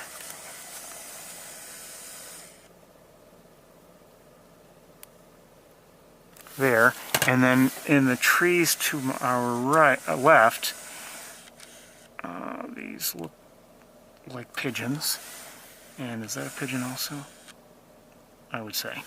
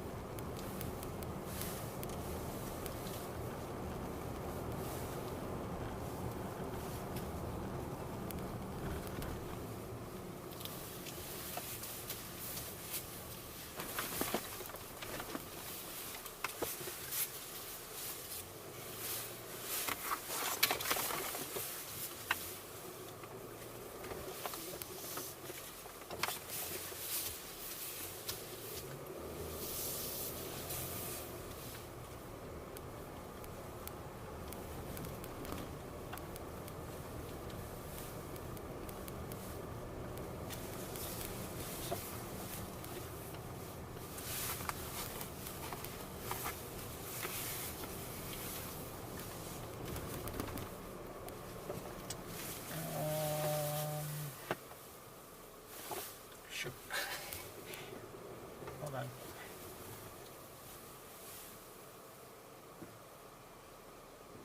Okay, I see a couple eagles here at Mays Point, adults. What I'm now looking for is maybe if we can maybe get a decent line of sight, I wouldn't mind. They're not too far away, but we have A lot of branches and twigs and things like that in our way. I'm not sure if a clear line of sight is even going to be possible. Probably not. I'll show you where they are.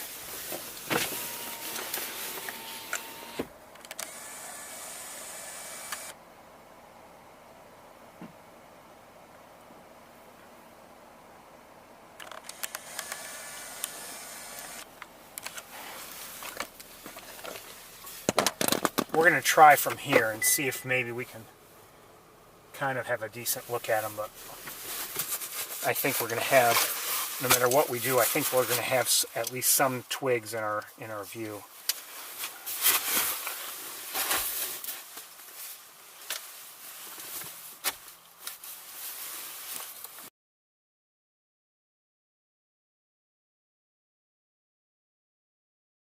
Get out of the car and maybe walk to where you can see them. Well, I don't believe they're viewable from the deck area there, the viewing area.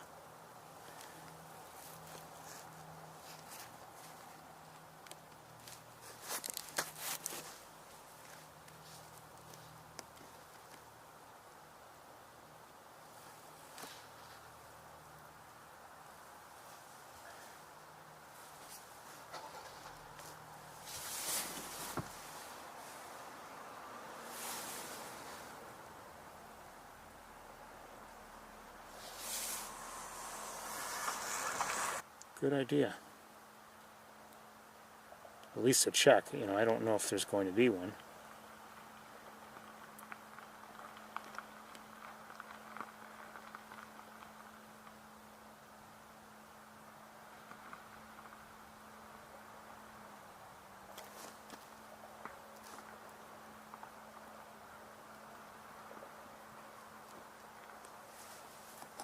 Hold on, I gotta make adjustments here.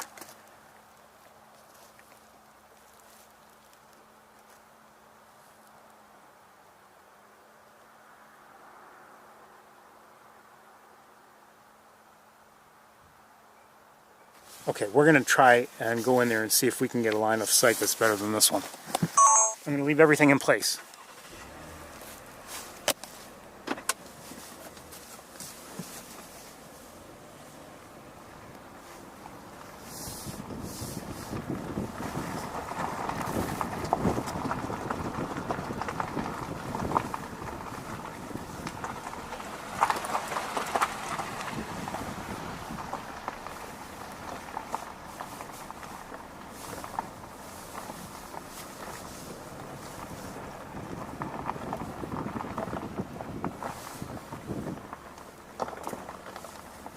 Things are not looking as good as I would have hoped.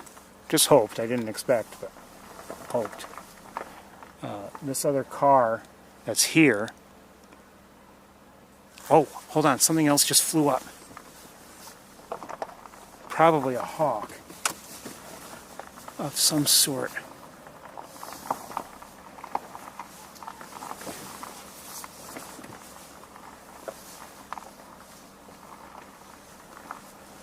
Where is it? Where is it? Where is it? There it is. I think it's... Oh, just took off again. Guessing red-tailed hawk. And it just flew on.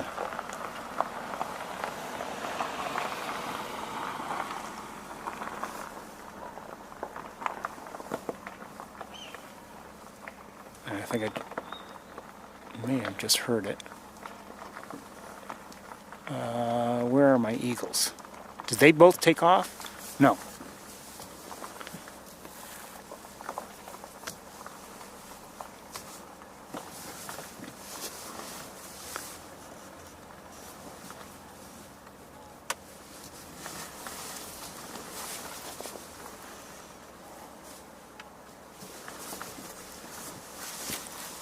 Okay. Hold on a second here.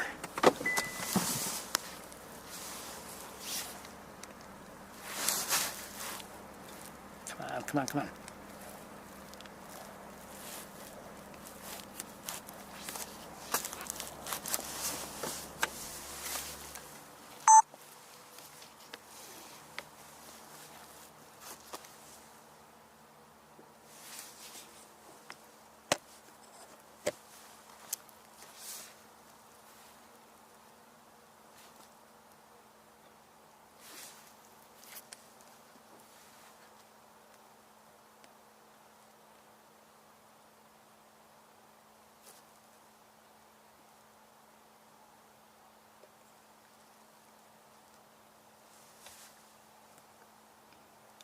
they're both there. It's just that one is, our perspective now is not as good as it had been before. But you know, there are only so many clear lines of sight. I wonder if they found something better. Did they? No, they're walking in.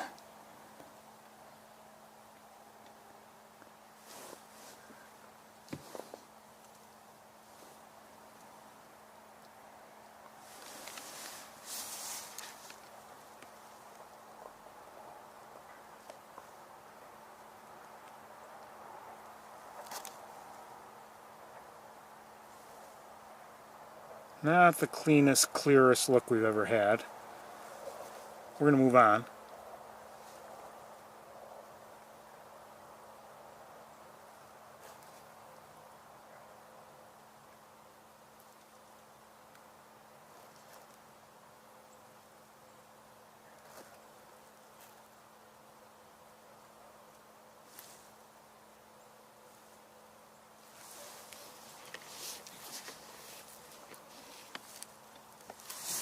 I'm going to leave everything in place, and we're going to drive just a little bit and see if maybe we find something a little bit better.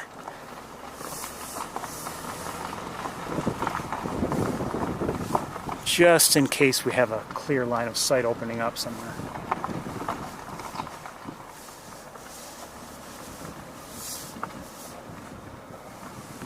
Not counting on it, but you never know.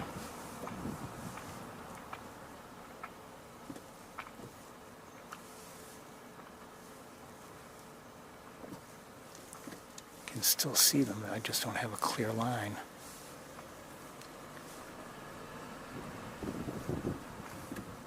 Okay, we're starting to get farther and farther from them. No, it's too far now. Okay, let's switch cameras.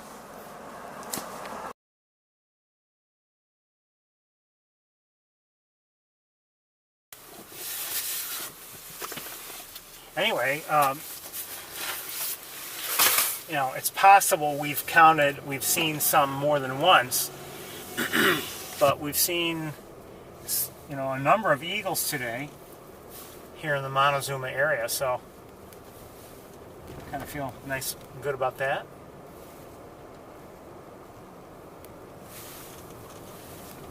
Like I said, I don't believe they would be visible from the observation deck there, so.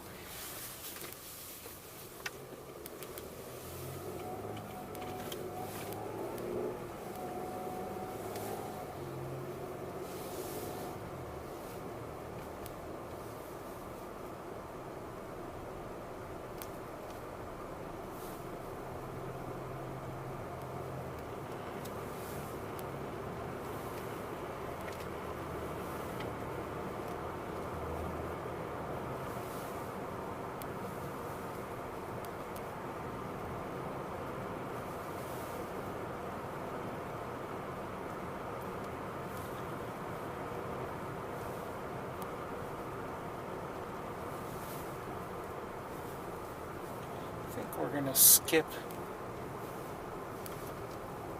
We're going to skip entirely Shocky Pool again.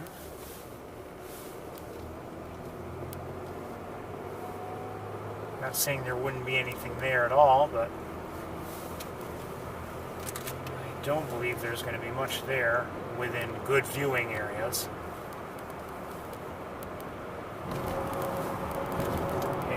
It's 10 minutes after 2 right now, so I have to be mindful of time. I'd say overall, I've enjoyed our greater Montezuma area visit to this point. I don't know if you classified the airport as part of the greater Montezuma area. It's close enough. Maybe we could. But so I mean, we did see a snowy owl. We've seen some nice tundra swans and Canada geese and some bald eagles, mallards. We didn't look closely at any mallards or Canada geese really, but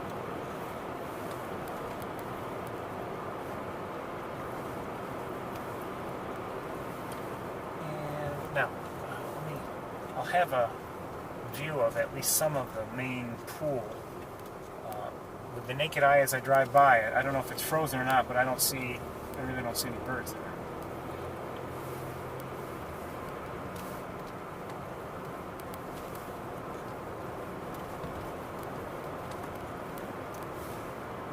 Or my thinking used to be, because of, just a few Canada geese, like, 2 here, 2 there, and I thought, well, I'm not going to come up here for nothing. And it was only in subsequent visits that I was able to see lots of ducks along Wildlife Drive, etc. And but anyway, my thinking had long been, I'm not saying there wouldn't be birds up here to see, but I could probably see the same sorts of birds without doing a lot of driving, closer to Ithaca. So I really didn't feel a strong desire to come up here in the winter. But these last few years have proven to me that very often there is a lot of good bird watching to do up here in winter. And oh, wait, what do I see? Hold on. Red-tailed hawk, or yes, red-tailed hawk. Okay, we'll take a quick look at it. Just a quick look. I was wondering if it was maybe a rough-legged hawk, but it's not. Just a quick look with this camera here. I don't want to spook it either. But it just landed up here. I saw it in the air. Oh, you know what? We'll take a quick look with the other camera as soon as this other car passes by me.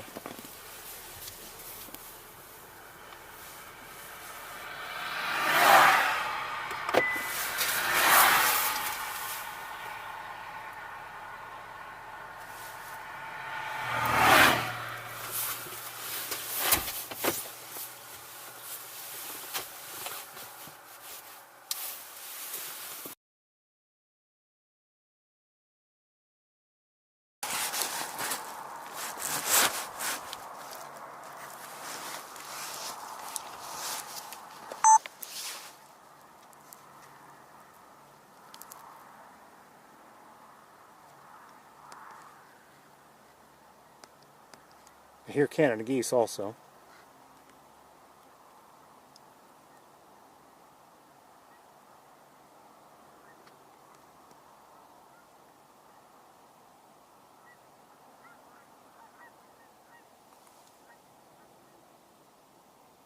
No, wait a minute. Are they Canada? I think they are. Yes, Canada. For a second I thought they might have been snow, but they sounded like Canada, and they are Canada.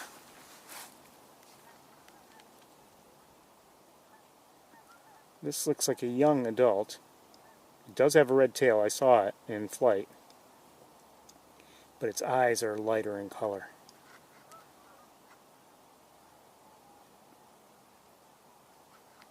Kind of striking coloration. Notice it doesn't have like a fully white chin. It has a couple chin stripes.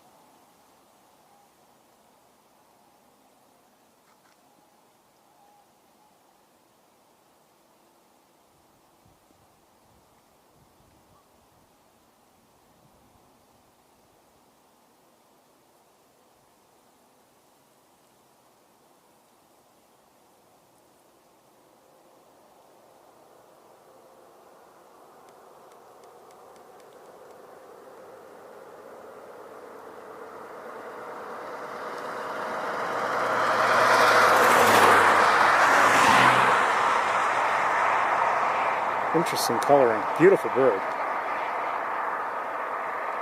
Glad we stopped to look.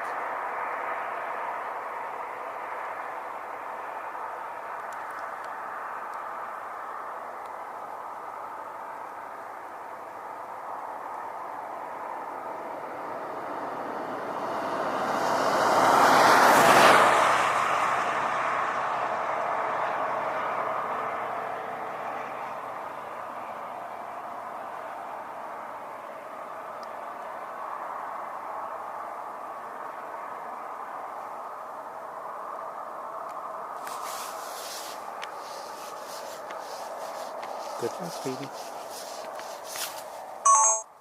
Oh.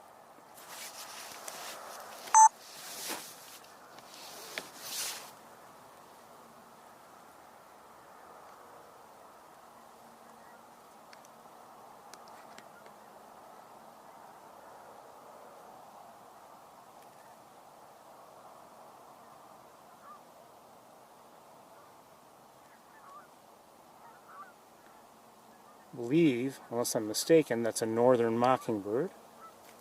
Darken it just a bit.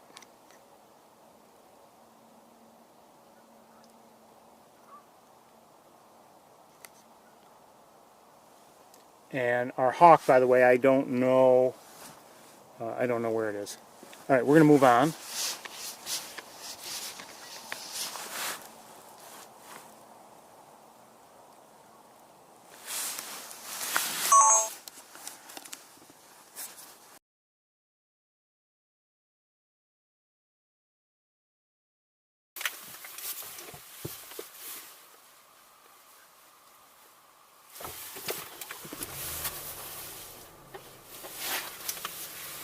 All right, I don't know where the hawk went.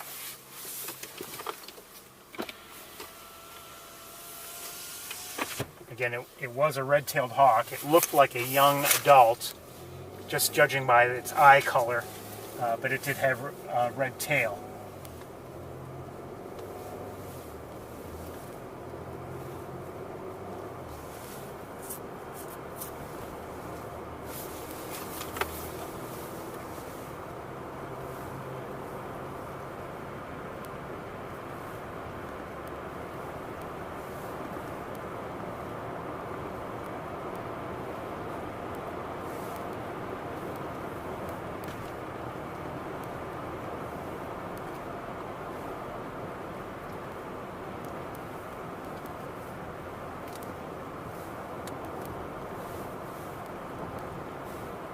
I'm thinking we'll do the same sort of thing we did last week.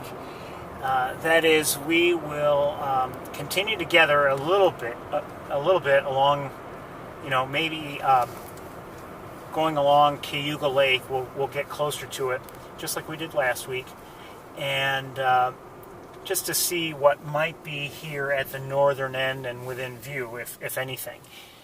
And if it proves that there's, nothing around, then we'll just quickly close everything up, and I'll make my way back to Ithaca, and we'll resume from there. Sound good?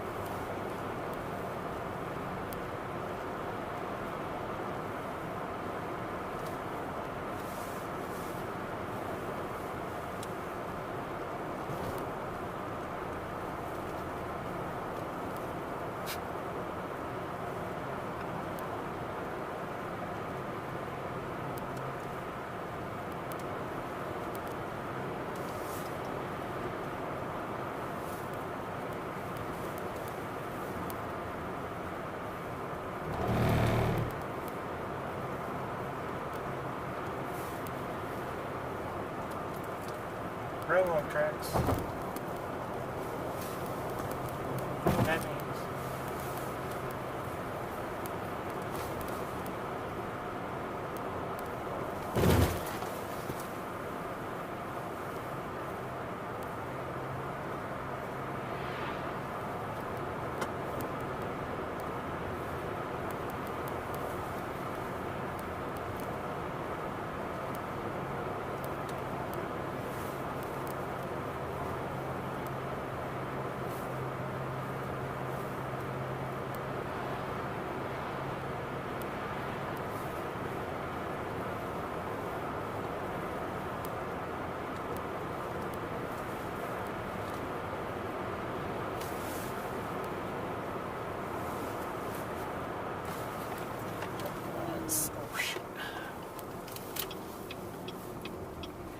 just have to look. I see in the water to our left some birds there.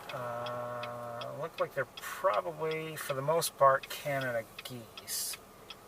Maybe some swans. They are, I would say, though, an indicator that there might be some activity up ahead. I don't know if that's Cayuga Lake or not. Yeah, I guess it is. I guess it's technically Cayuga Lake. I think. I don't know. Well, anyway, that's where we're heading. We are, we're going to take a left, this first left up here, and, then we'll be closer to Cayuga Lake. So if anyone's wondering, that's where we be.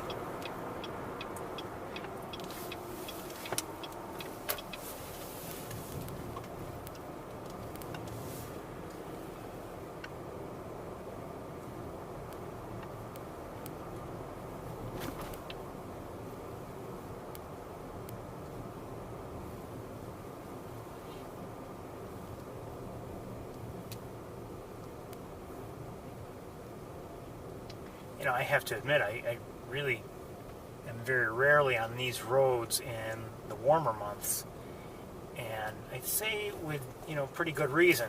Not usually too much activity.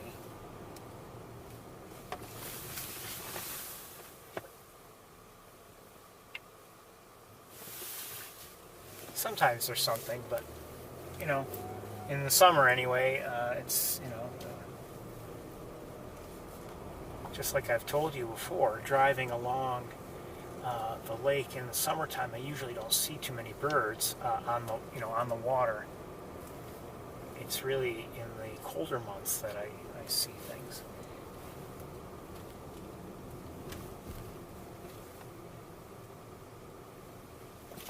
And speaking of things, I see now, maybe nothing we haven't seen already today, but I see some. Let's just take a quick look with this camera. Looks like gulls and maybe some mallards and some Canada geese.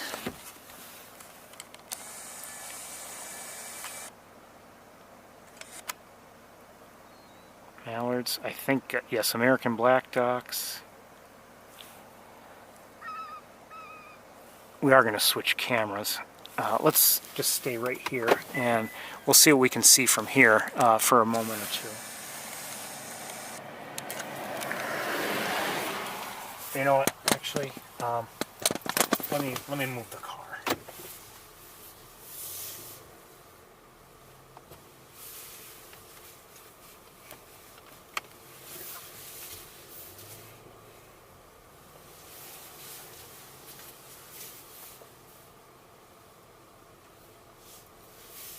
We have some. Oh, this might not be too bad. 1 second. Yeah, this clears things nicely. Alright, we'll stop right here.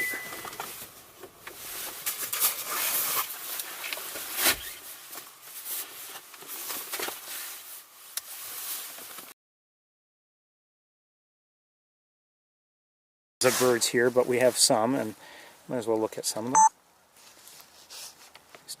Mallards are swimming away. They must have been, very close to the edge of the water and out of our view for the moment, but or at that time.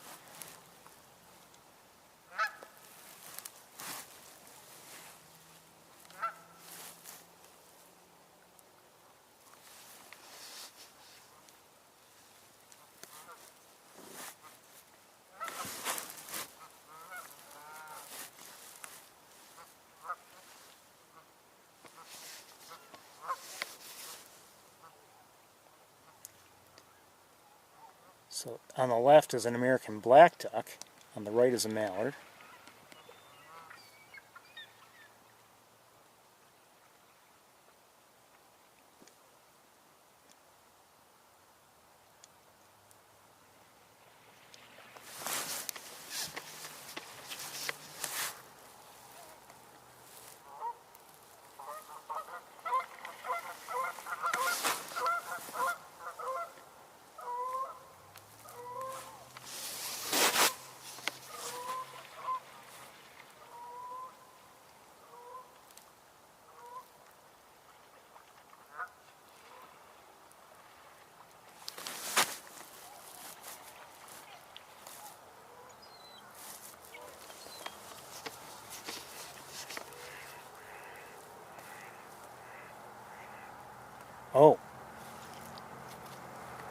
thought I heard something going on. Look at that large gull there. That's, I believe, maybe a greater black-backed gull. I'm not sure, but I think it may have been chasing after somebody. Could be wrong.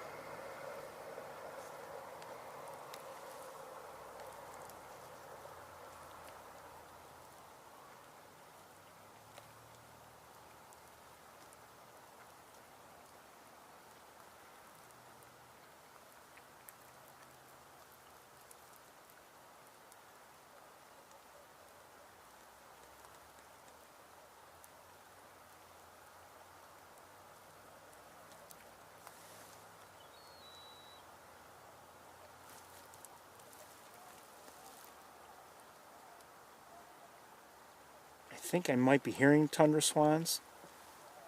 I know I've said that a number of times today, but I did see, I thought, some swans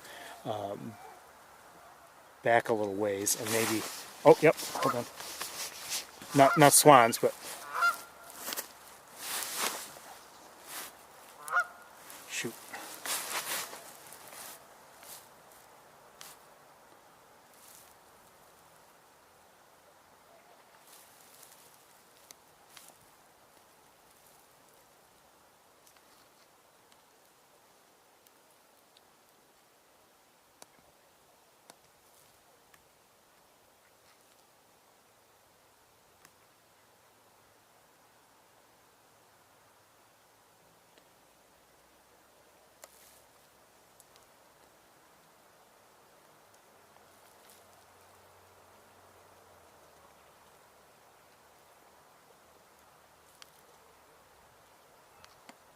I'm thinking we have ring-billed gulls around, and I think these are herring gulls, maybe. And we have the black-backed gull we've seen occasionally. I believe there's just one. Not sure if we have ring-billed here or not. I think we do.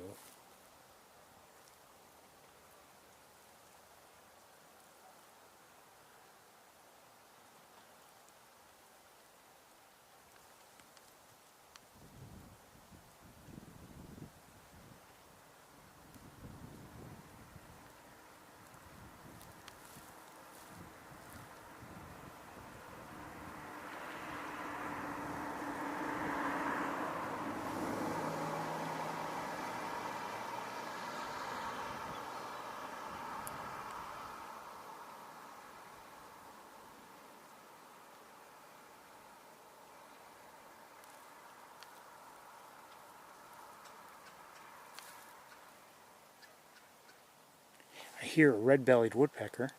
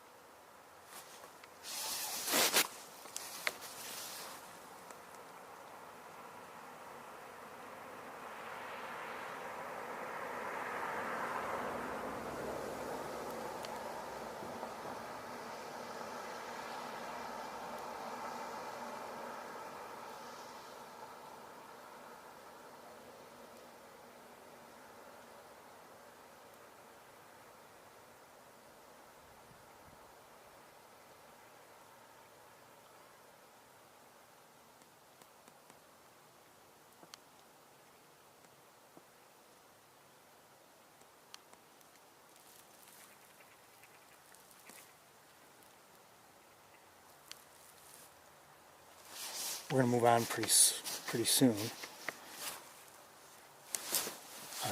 Actually, very soon.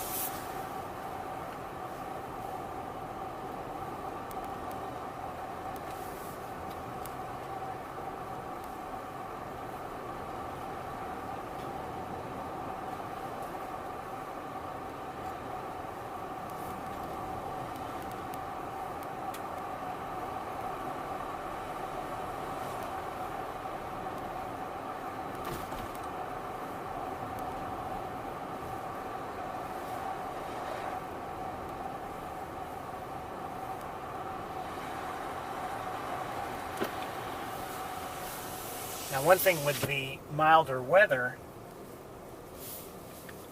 is that, because there are more areas that are, at least at present, open, in terms of, open water, it just seems like some of these areas that we, have been looking at this week and last week might be a little less important, less likely to have large gatherings of birds.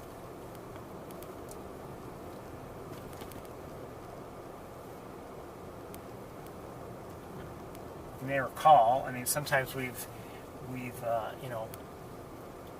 seen much of the northern end of Cayuga Lake frozen, and we would drive by the icy areas, and then eventually, as soon as things opened up, you'd see maybe a large concentration of a variety of birds. Well, I'm not seeing that.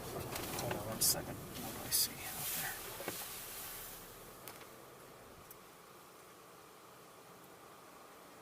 They look like gulls out there, probably, if I had to guess, ring-billed, but I'm not sure. And not even a huge concentration of them.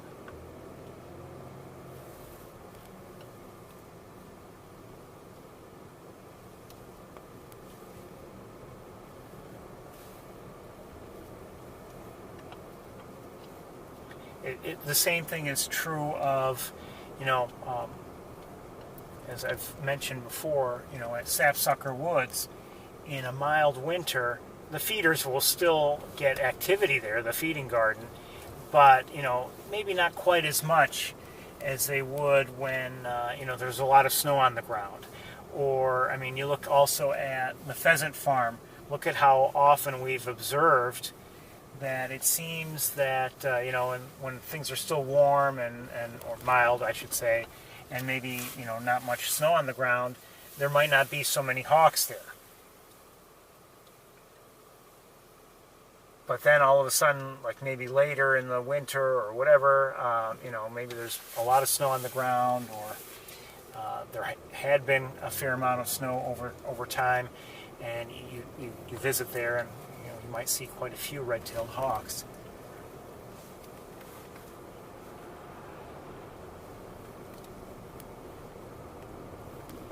They're not hard and fast rules.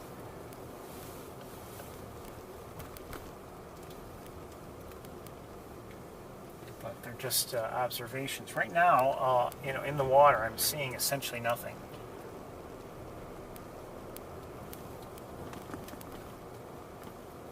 Little or no activity at all. We'll turn in here. There are a few birds. There are just a few mallards. We'll turn in here anyway. And I think what I'm going to do is, I think this will be a good place for me to close things up and prepare for my travel back to Ithaca. What's that over there? Nothing.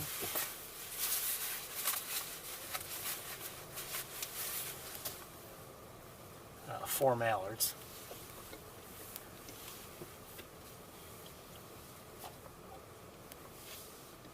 So maybe roughly 4 o'clock. I expect to be back in Ithaca and up and running again. Maybe a little earlier than that, but let's guess 4 o'clock, everybody. Okay, let me just see if we've got the message.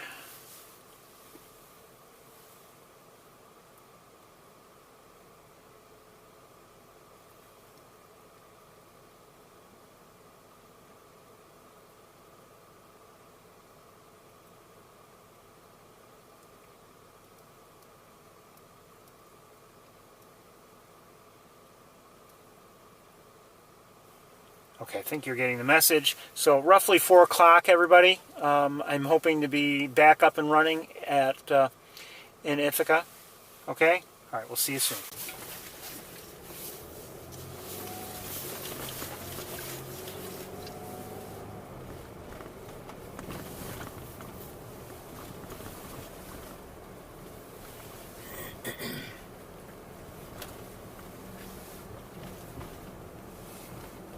Hello again, everybody. Welcome to the Cornell University campus. We are looking around for some red-tailed hawks or anything else we might see. I did see a robin or two.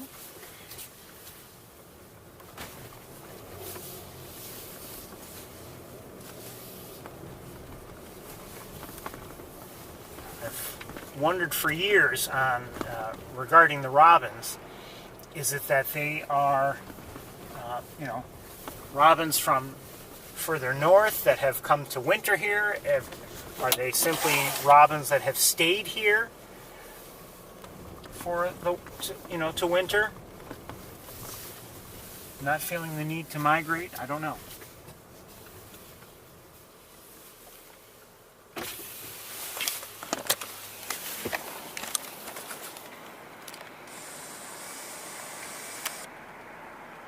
It's a cardinal, and I'm hearing an American robin somewhere. But that was a northern cardinal.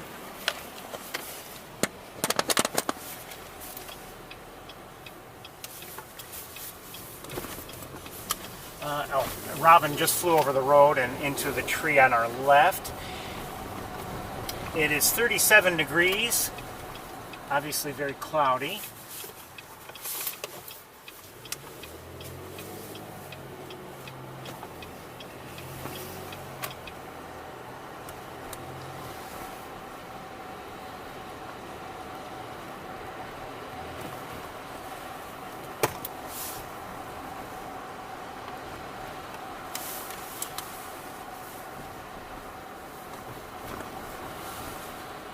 I guess my time estimate of 4 o'clock wasn't all that good, but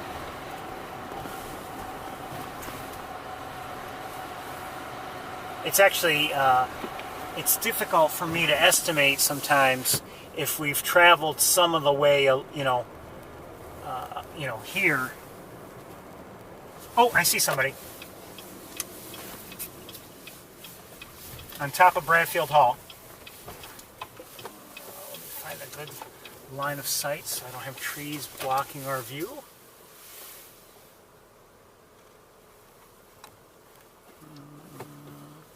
Let's try it. Okay, that's better. Okay, quick look with this for now.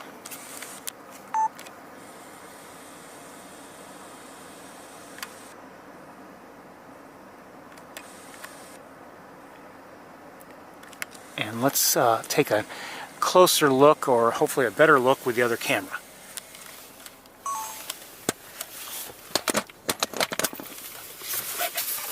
One second.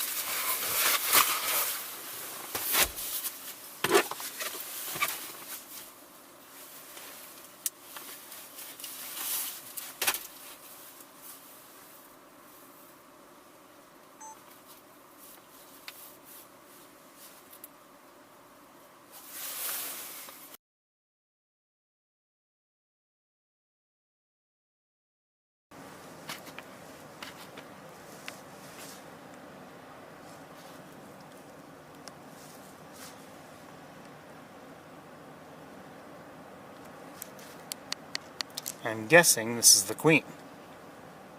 Hello, Big Red.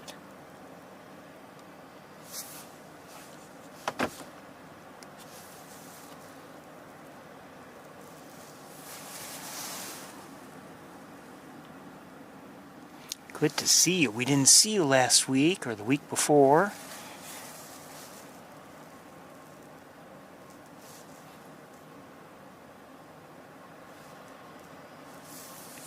Beautiful birdie.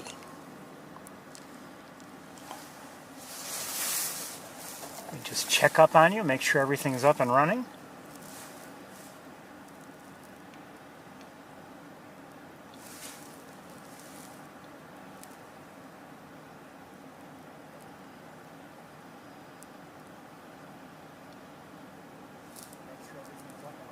Seems to be.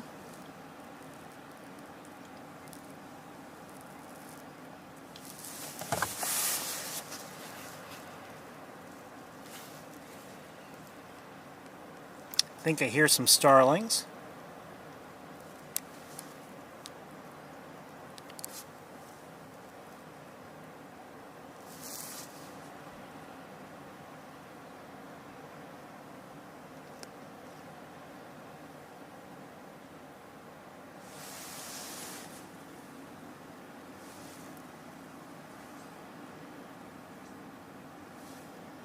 good to see her. Like I said, we didn't see her last week. We didn't see either Big Red or Arthur last week.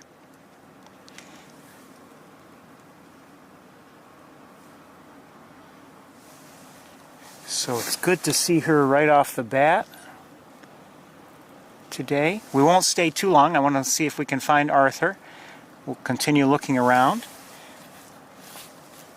But she is always appreciated.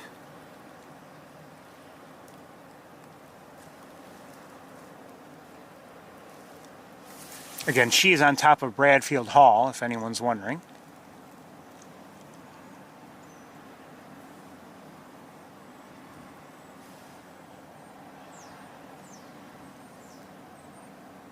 You know, I'm not sure if I heard starling. I think so. I think there were starlings.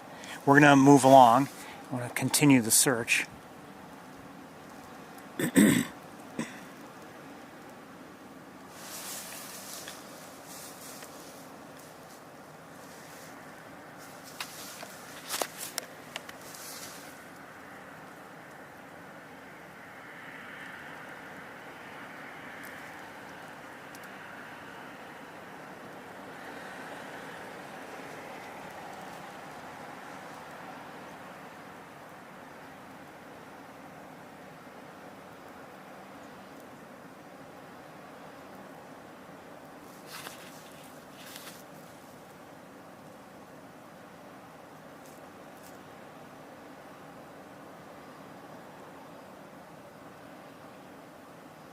Dealing with a little heat shimmer, maybe some of it because of the heat that comes out of my car. Hold on a second. Do I see something else?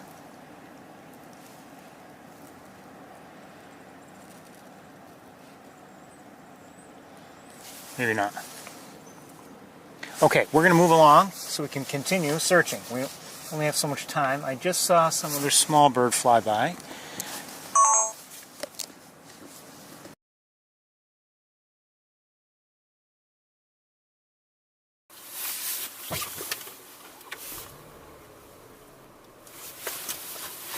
Love you, Big Red. Love you.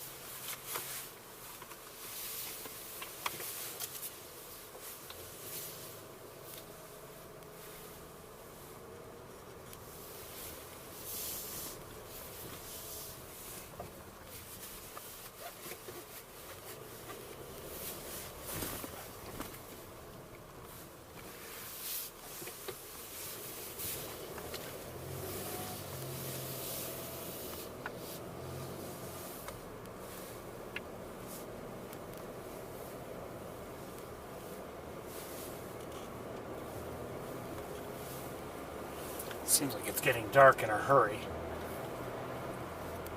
I'm wondering if we're going to make it to Sapsucker or not. We might not.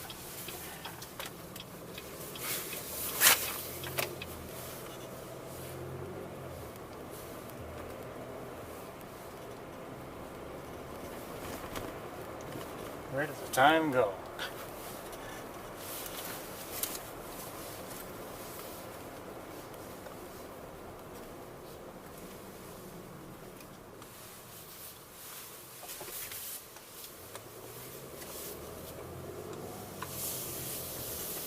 I believe everybody's still on winter break, so there's not going to be all that much traffic, either vehicular or pedestrian, here on the campus. Maybe some, although I'm surprised at how many cars, for instance, are to our right now. And in maybe some. I guess there's always something going on. Oh, there could be some sporting events going on, even though it's the classes are on winter break. Big Red was still there. I thought maybe, I could maybe see something else at the other areas. And I saw nobody.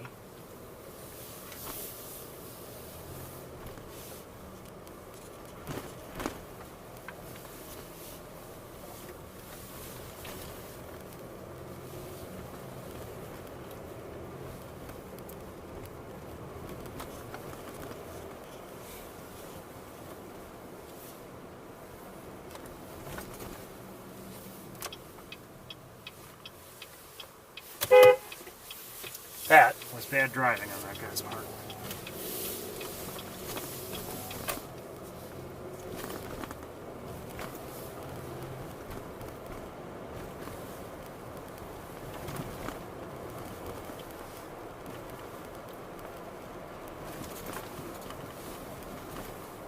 Not that I've never done any bad driving of my own, but as I was there, as he took the left turn, his left turn, cut through my lane. You know, a left turn is supposed to be a square turn. Right turn can be a rounded turn.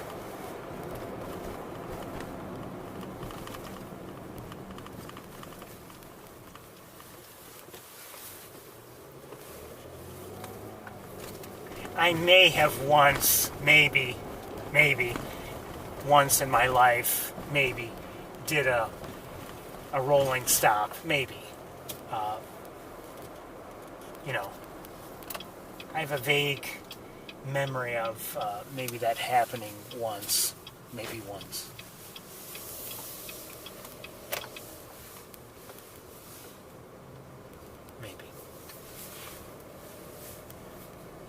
Nobody on Sage Hall that I can see. Well, there's some starlings up there.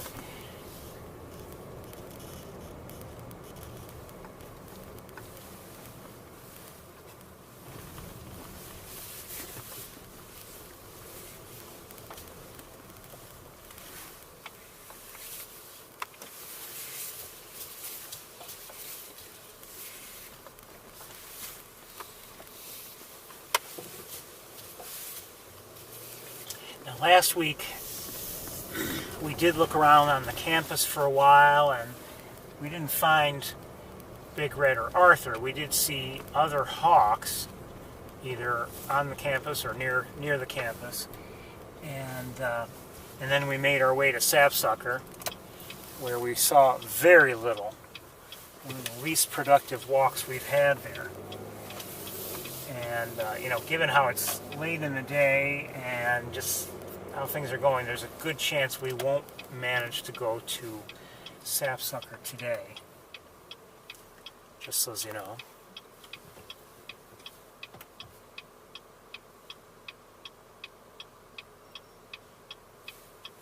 In a way, the sky, I'm not going to say it's lightening up, but maybe the clouds aren't quite as thick. I don't know.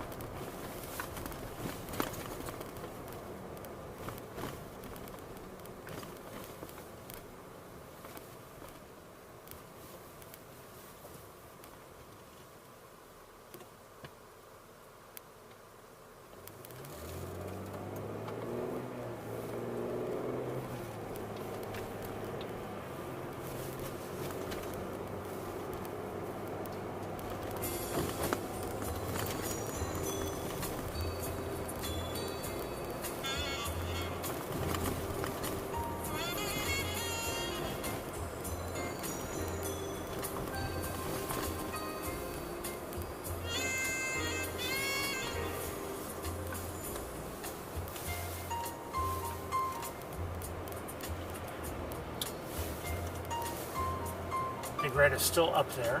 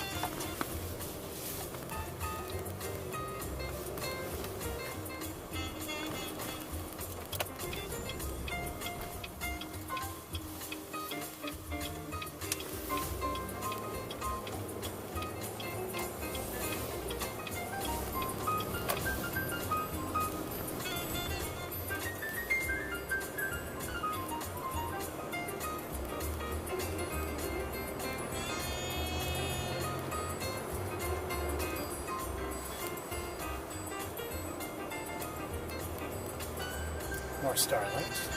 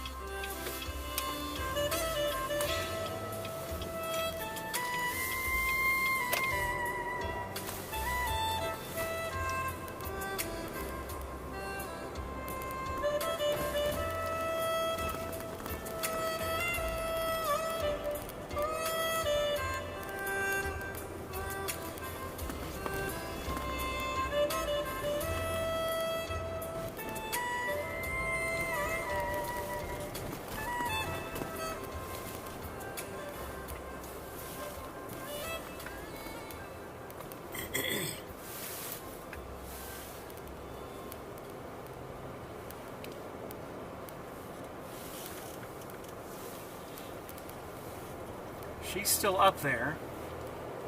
We haven't found Arthur yet.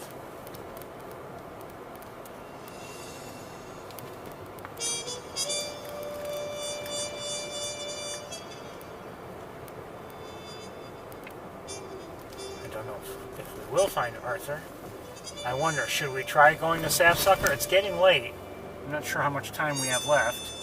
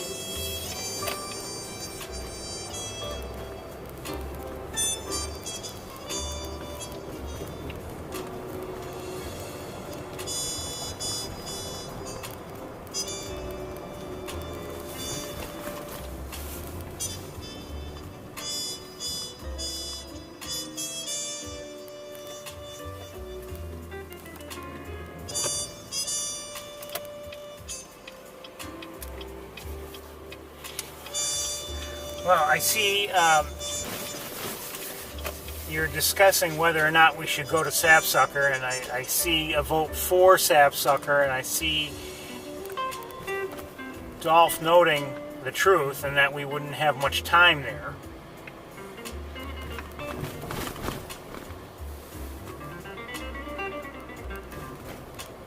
It's 10 minutes after 4. I'm not sure when it's going to get dark. I can go either way, either remain here on the campus looking around, or head towards, Sapsucker.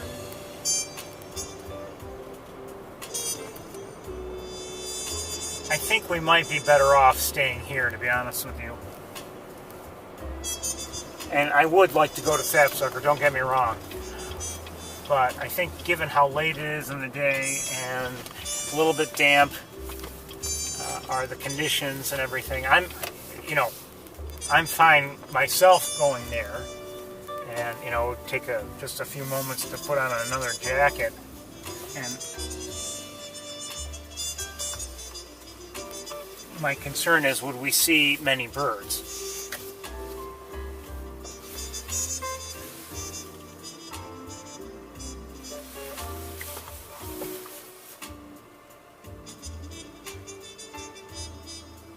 .4:49 twilight. Oh, what time is it now? It is 10 after 4, I said a minute ago.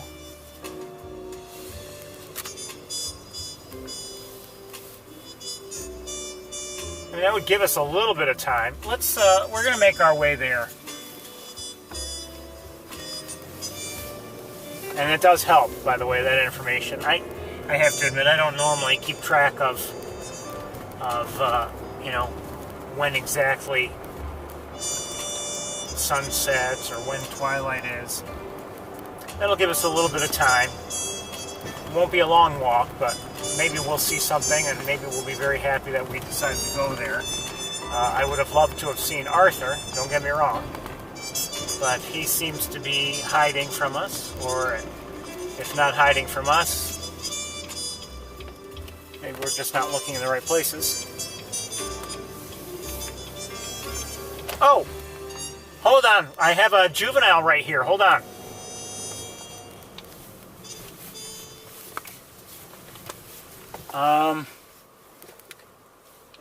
I'm going to go the... Oh, shoot. The juvenile just took off and went after a squirrel. The juvenile just took off. Let me get you up to speed here. The juvenile was in one of these two trees and then flew over here, and there's a squirrel here and went after it. And I was... Oh, there it is.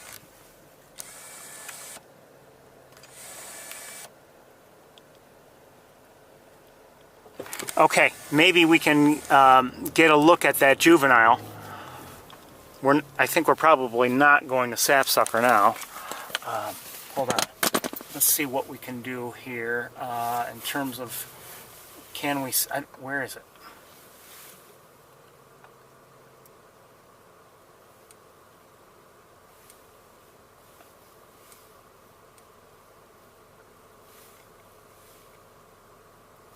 Kind of lost track of it. I'm not sure where it is.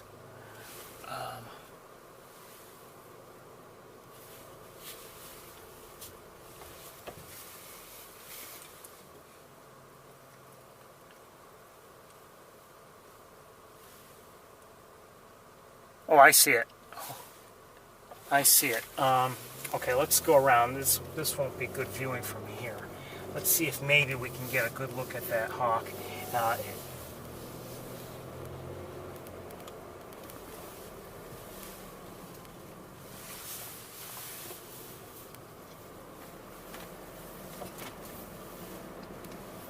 It's a question of finding a place to go.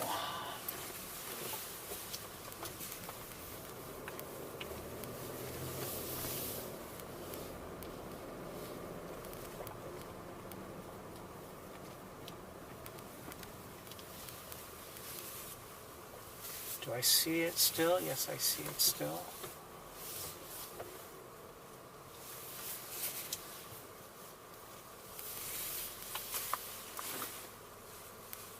Okay, we're going to stop right here. I know we shouldn't. No, we can do that.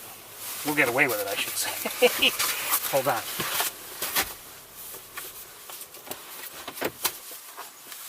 Oh, it just took off.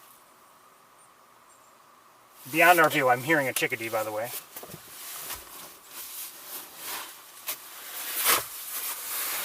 Okay, I've lost sight of it completely. It's on the other side of the building. I hear a chickadee vocalizing.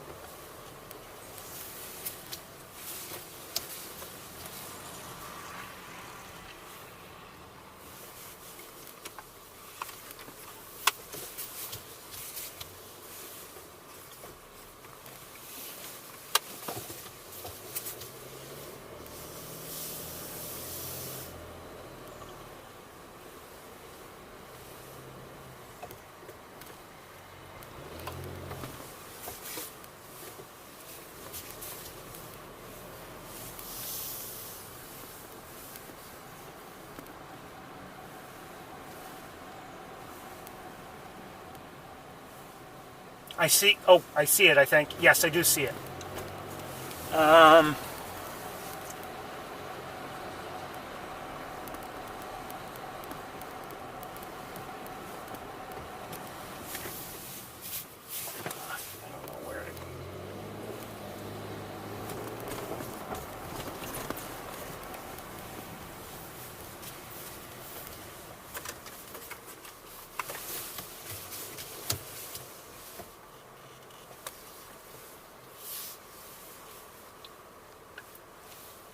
Really can't park here, but I'm going to. Okay, hold on. Oh, come on.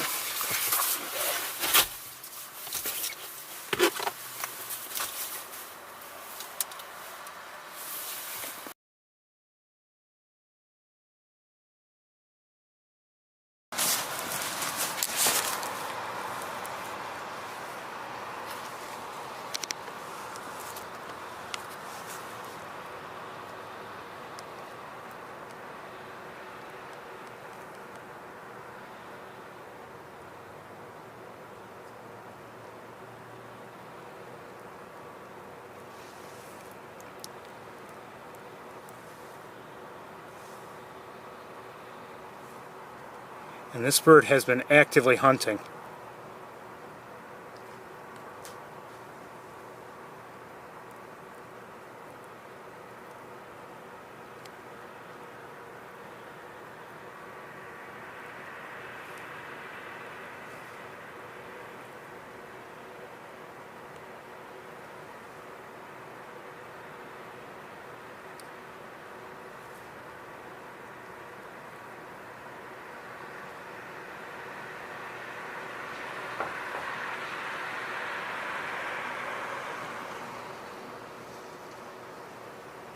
Uh-oh.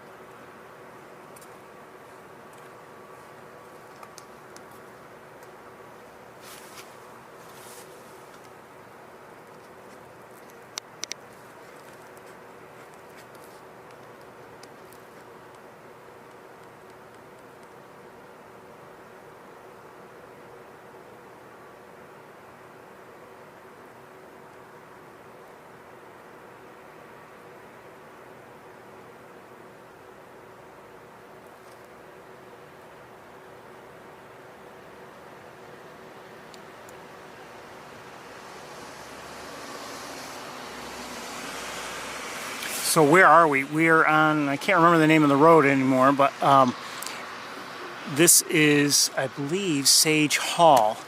And we've got this hawk this juvenile red-tailed hawk who's been hunting in the area. And by the way, I see some Canada geese flying overhead.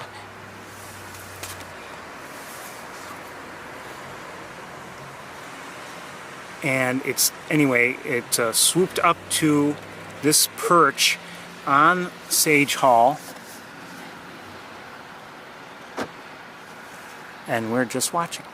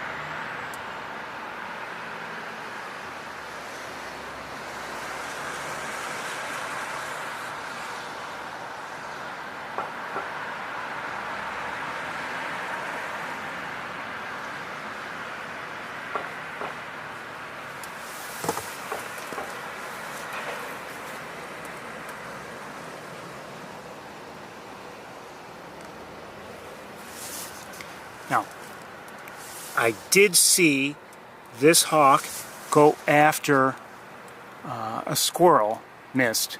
The squirrel quickly scurried up a tree, and this hawk basically seemed to move on to another tree.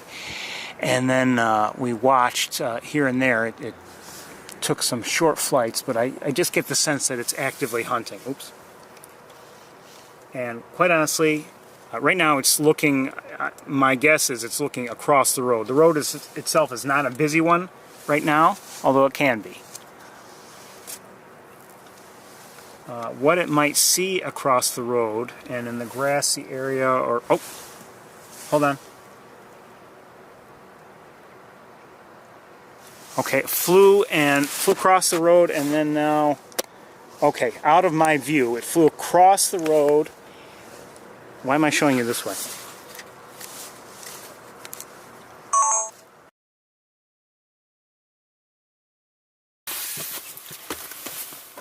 It flew from up here across the road over to this area here.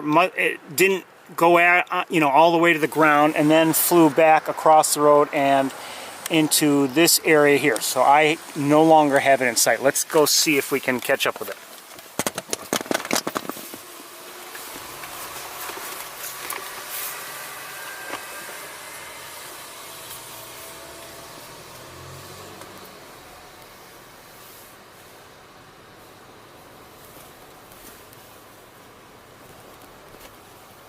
I'm going to pull over here just to see if I can find it.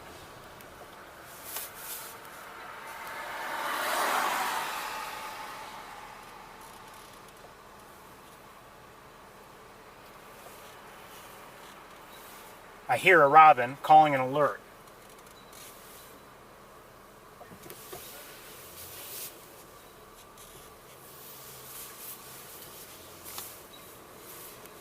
So my guess is it may still be nearby.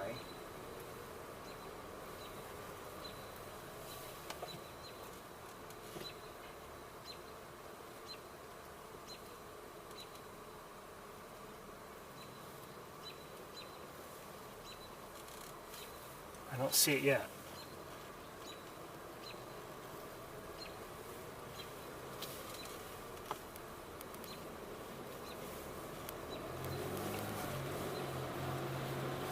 Okay, I know what we're gonna do.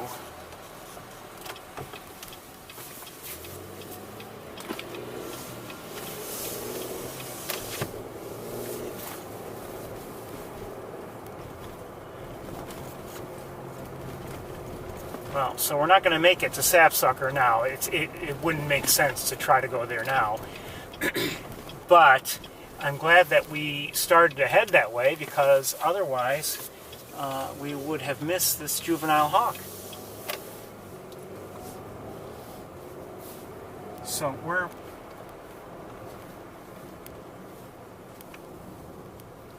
going to make another attempt at seeing it. I don't know where it is exactly. But we're going down to the other side of Sage Hall,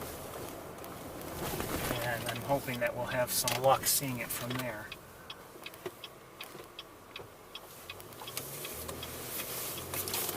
I did not find it, a few moments ago from the road. I couldn't see it.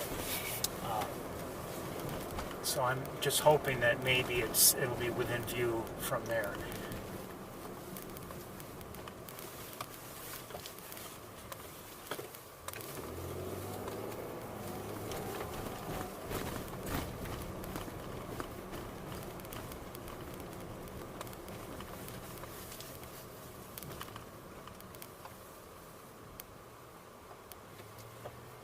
That Volkswagen just went right through a red light.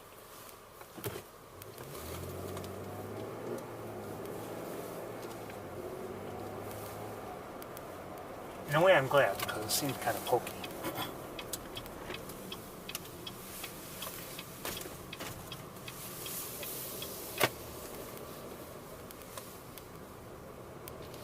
Okay, no guarantee we're going to catch up with the hawk here.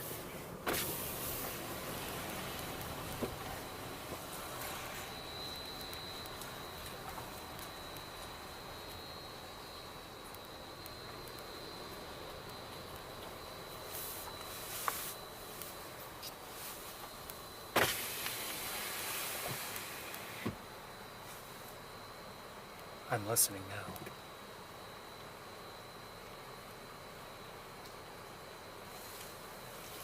I do not hear that robin.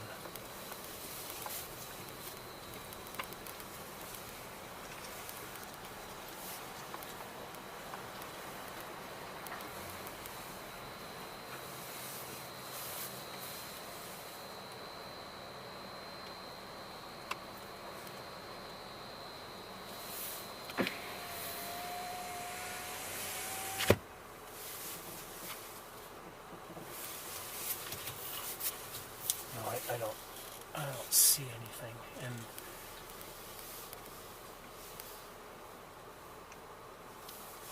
hold on, let's.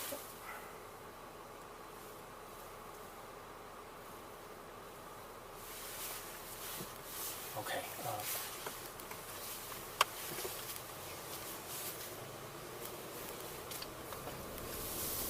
It could given how it was on the move, it could very well have already left the area in the time that it took us to get here.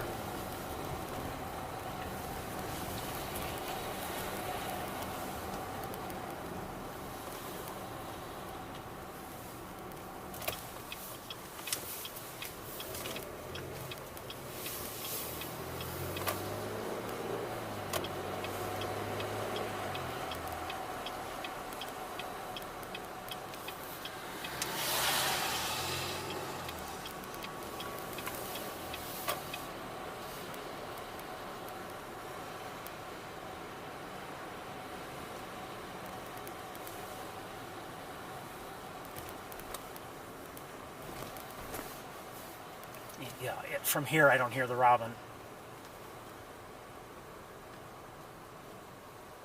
Yeah, I don't hear it from here either, so. Okay. Oh, I see somebody. Just saw somebody. Gliding from our right to our left. Could have been our juvenile hawk. Could have been somebody else.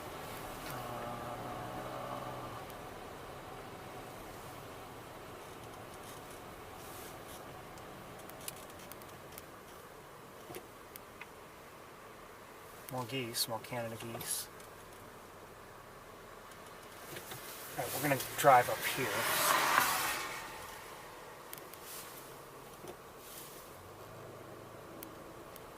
Oh, I see a hawk. I think.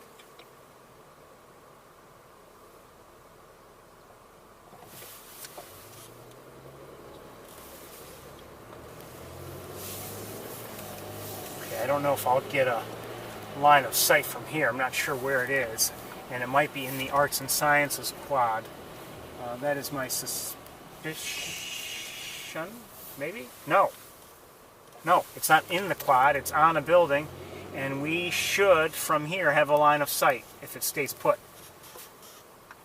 Let's try from right here.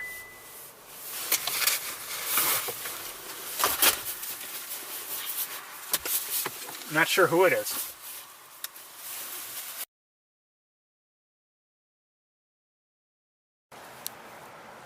Oh, it took off. It was right on the top of that roof.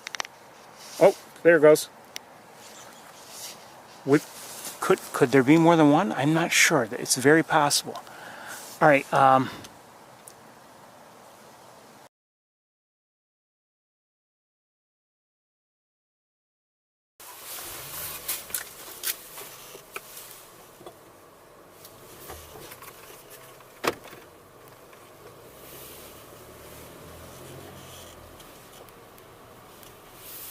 I wonder if that might have been an adult, quite honestly. I don't know for certain, though. In fact, I don't know at all.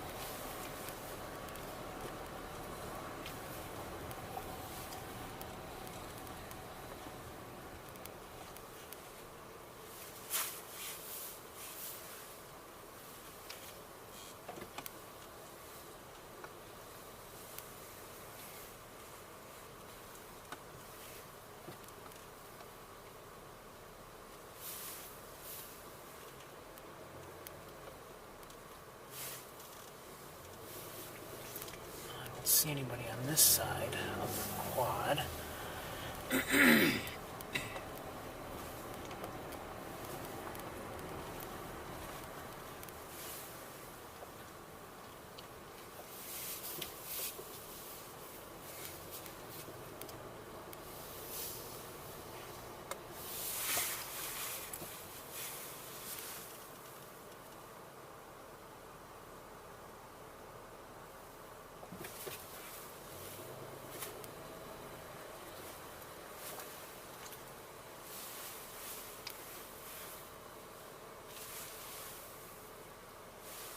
Some pigeons flying around. Okay, I don't see any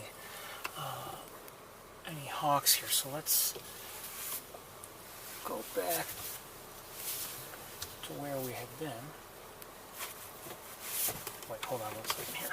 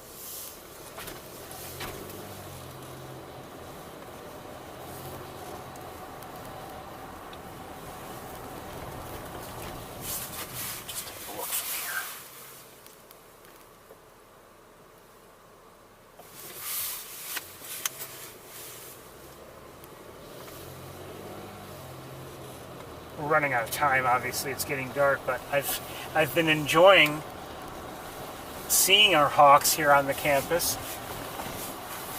Maybe what I should do is go to see if Big Red is still where she was, but we're going to keep looking. Oops, wrong side. We're going to keep looking around this area just because it seems like there might be some activity here.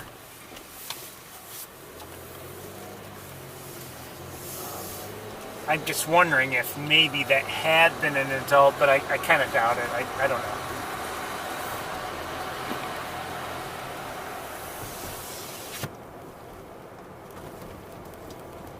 Still 37 degrees, if you're wondering.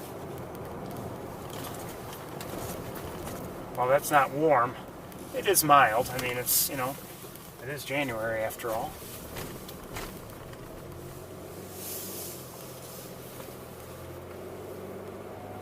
January, I'll take a 37 degree day anytime.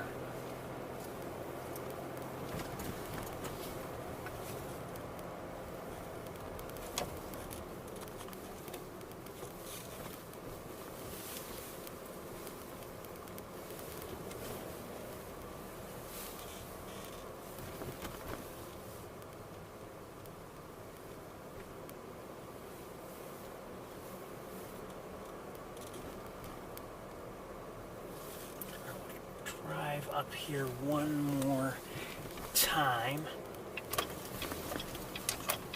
as we look around this area for our hawk.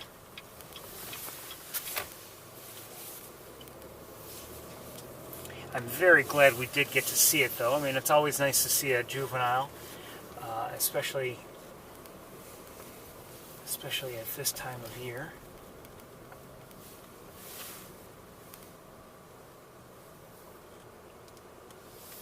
You know, we see the juveniles, you know, when they leave the nest and everything back in June, and you know, they slowly but surely increase their range, you know, away from the nest.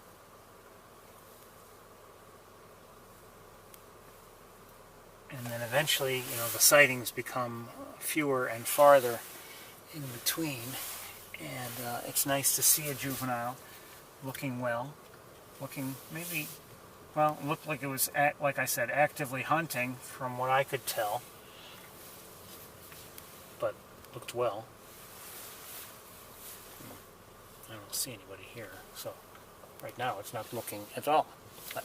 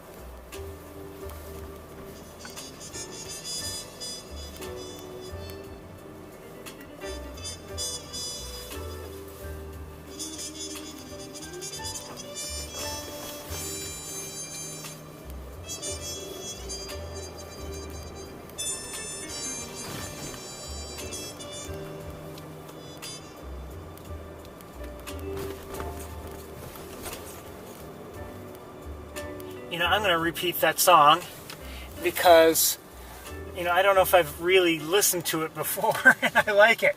And I interrupted it too many times, so here we go.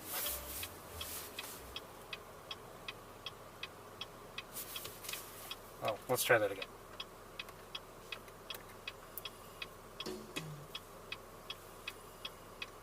No. There we go. This is Squeeze Me by Cindy Bradley.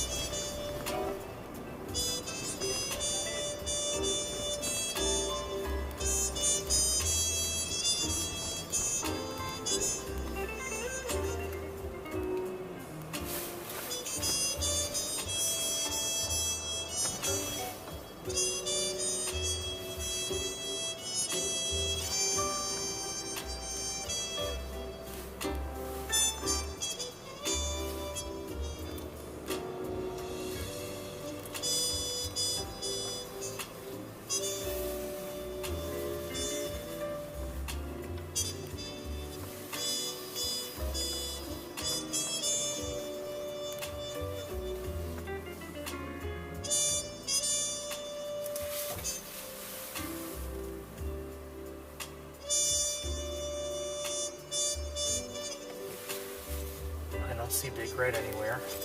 She left.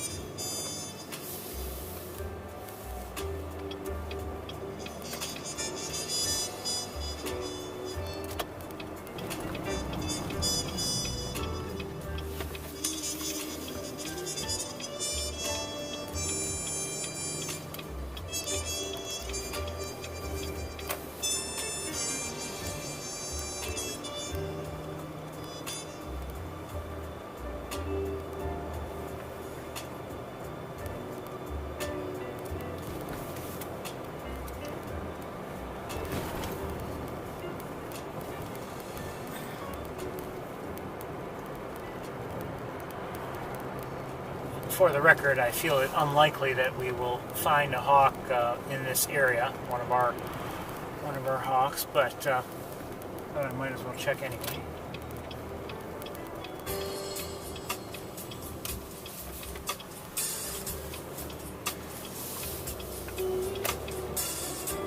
I should say, find a hawk now, this time of day. Nearly roosting time, really.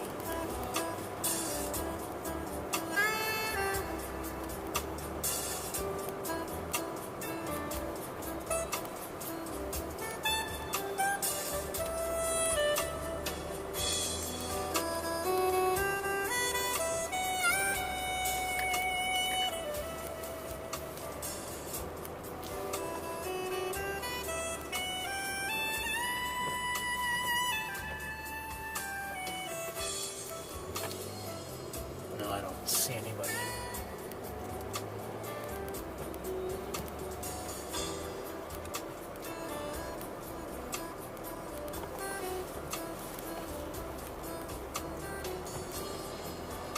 Sorry we missed out on sapsucker again.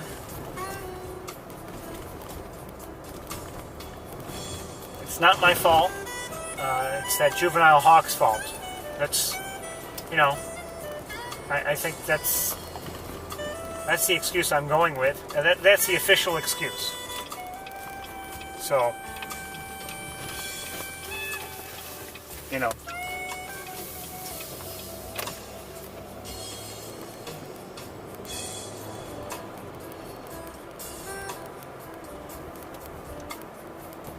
We likely would have had a, you know, like I had said, it would have been a brief walk, and who knows, maybe it would have been a waste of time.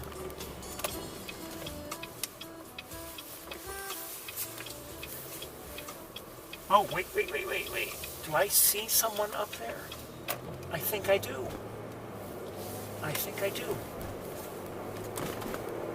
Possibly.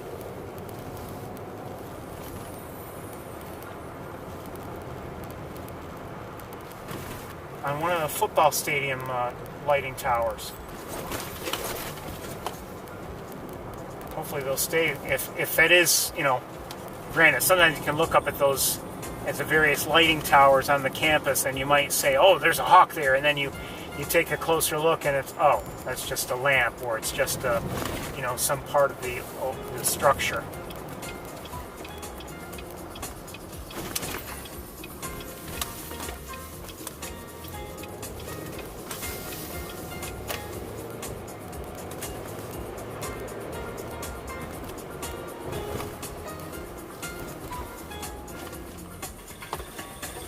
Is that a rolling stop?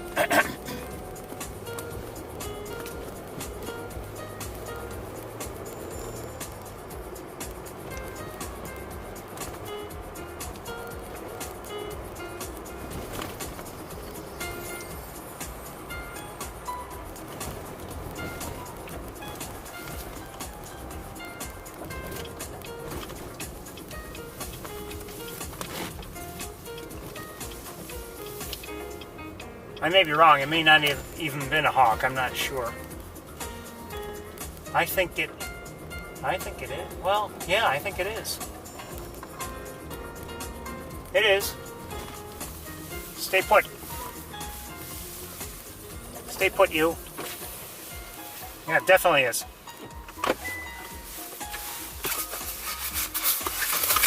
Oh, come on. Come on, come on.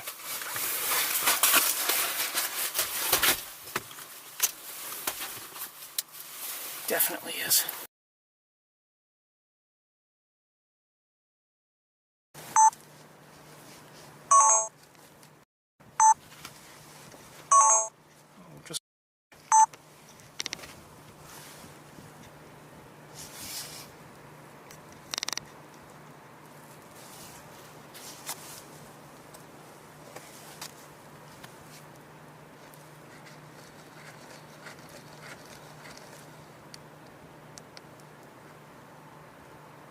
Is that big red again?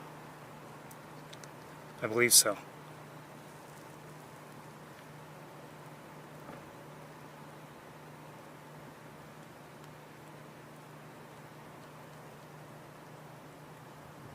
could be wrong, but I believe so. Well, there's a band. That's Big Red.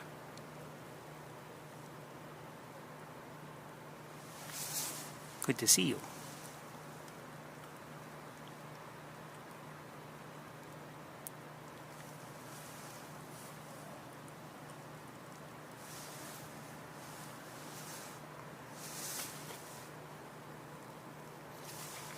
Now it's getting quite dark, so I am lightening things up just so we can see her. There's no one else down there, is there? No.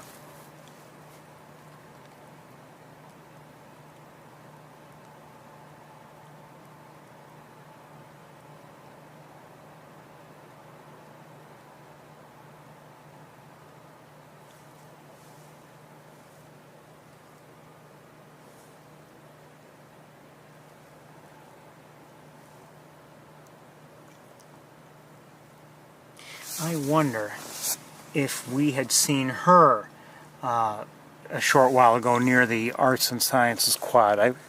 It's possible. Or, I mean, it almost looked like there might have been two hawks. I don't know.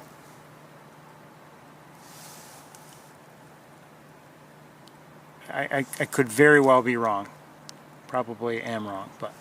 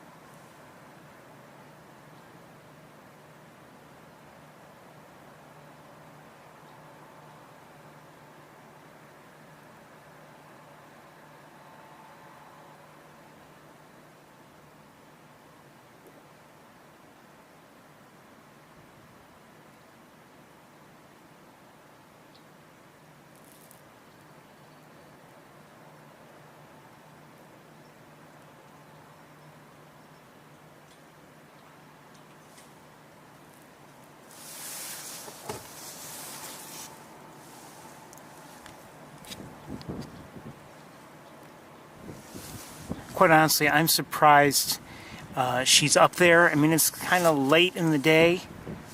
Well, actually, I take it back. Because, I mean, how often have we seen them on lighting towers of one sort or another late in the day? And it's, you know, sometimes quite late in the day.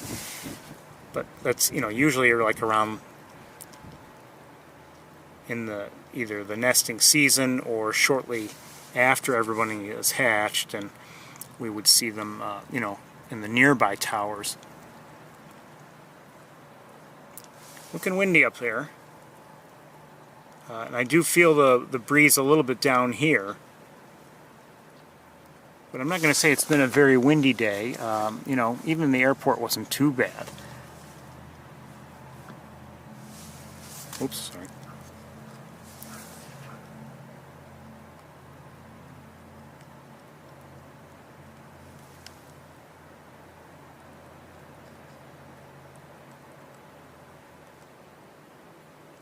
Given the distance and how dark it is, we can't get a super clear close-up. But she's a good way to close out the day. Maybe we'll see somebody else, but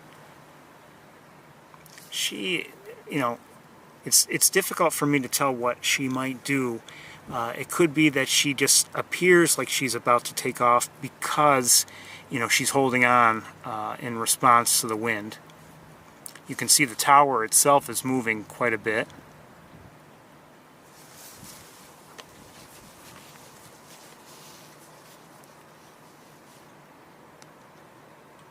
This battery in this camera is almost dead.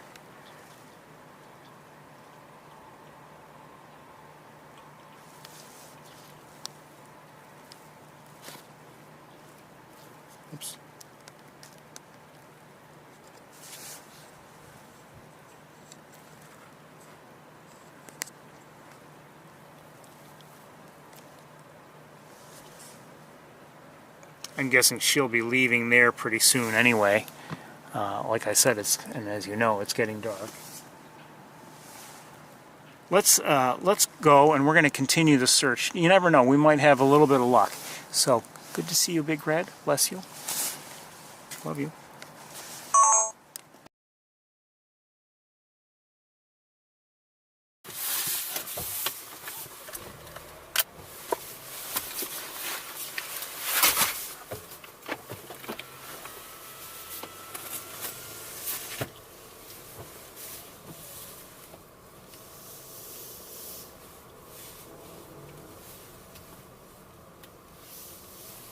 Obviously, we don't have much time left, but just want to look around. You never know. Maybe she has somebody in her eye. Maybe Arthur's around. I don't know.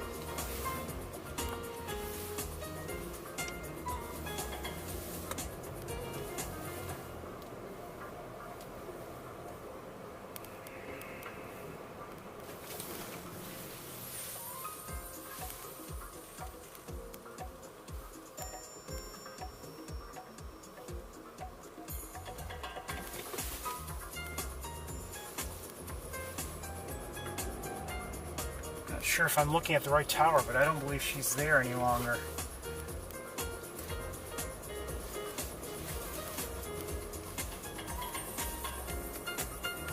I could be wrong.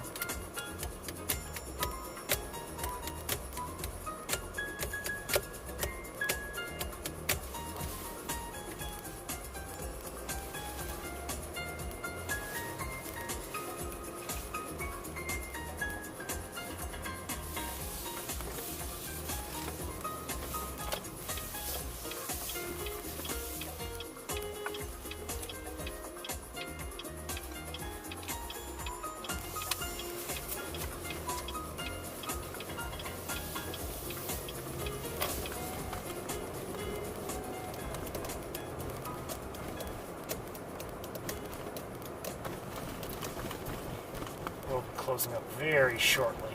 Obviously it's getting dark, quite dark. It's a minute after 5. Although, you know, the skies are still somewhat light.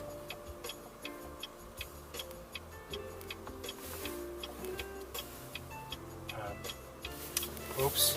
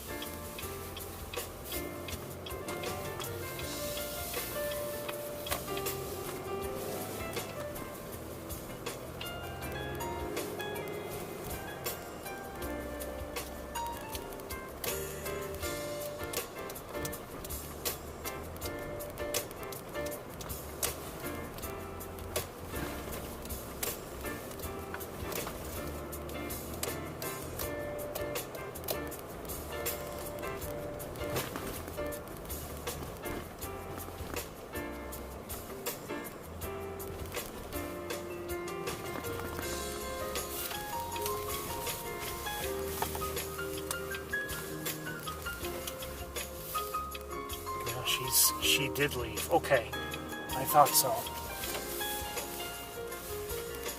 Or at least she's not. Let me just double check. Nope, she's not there any longer.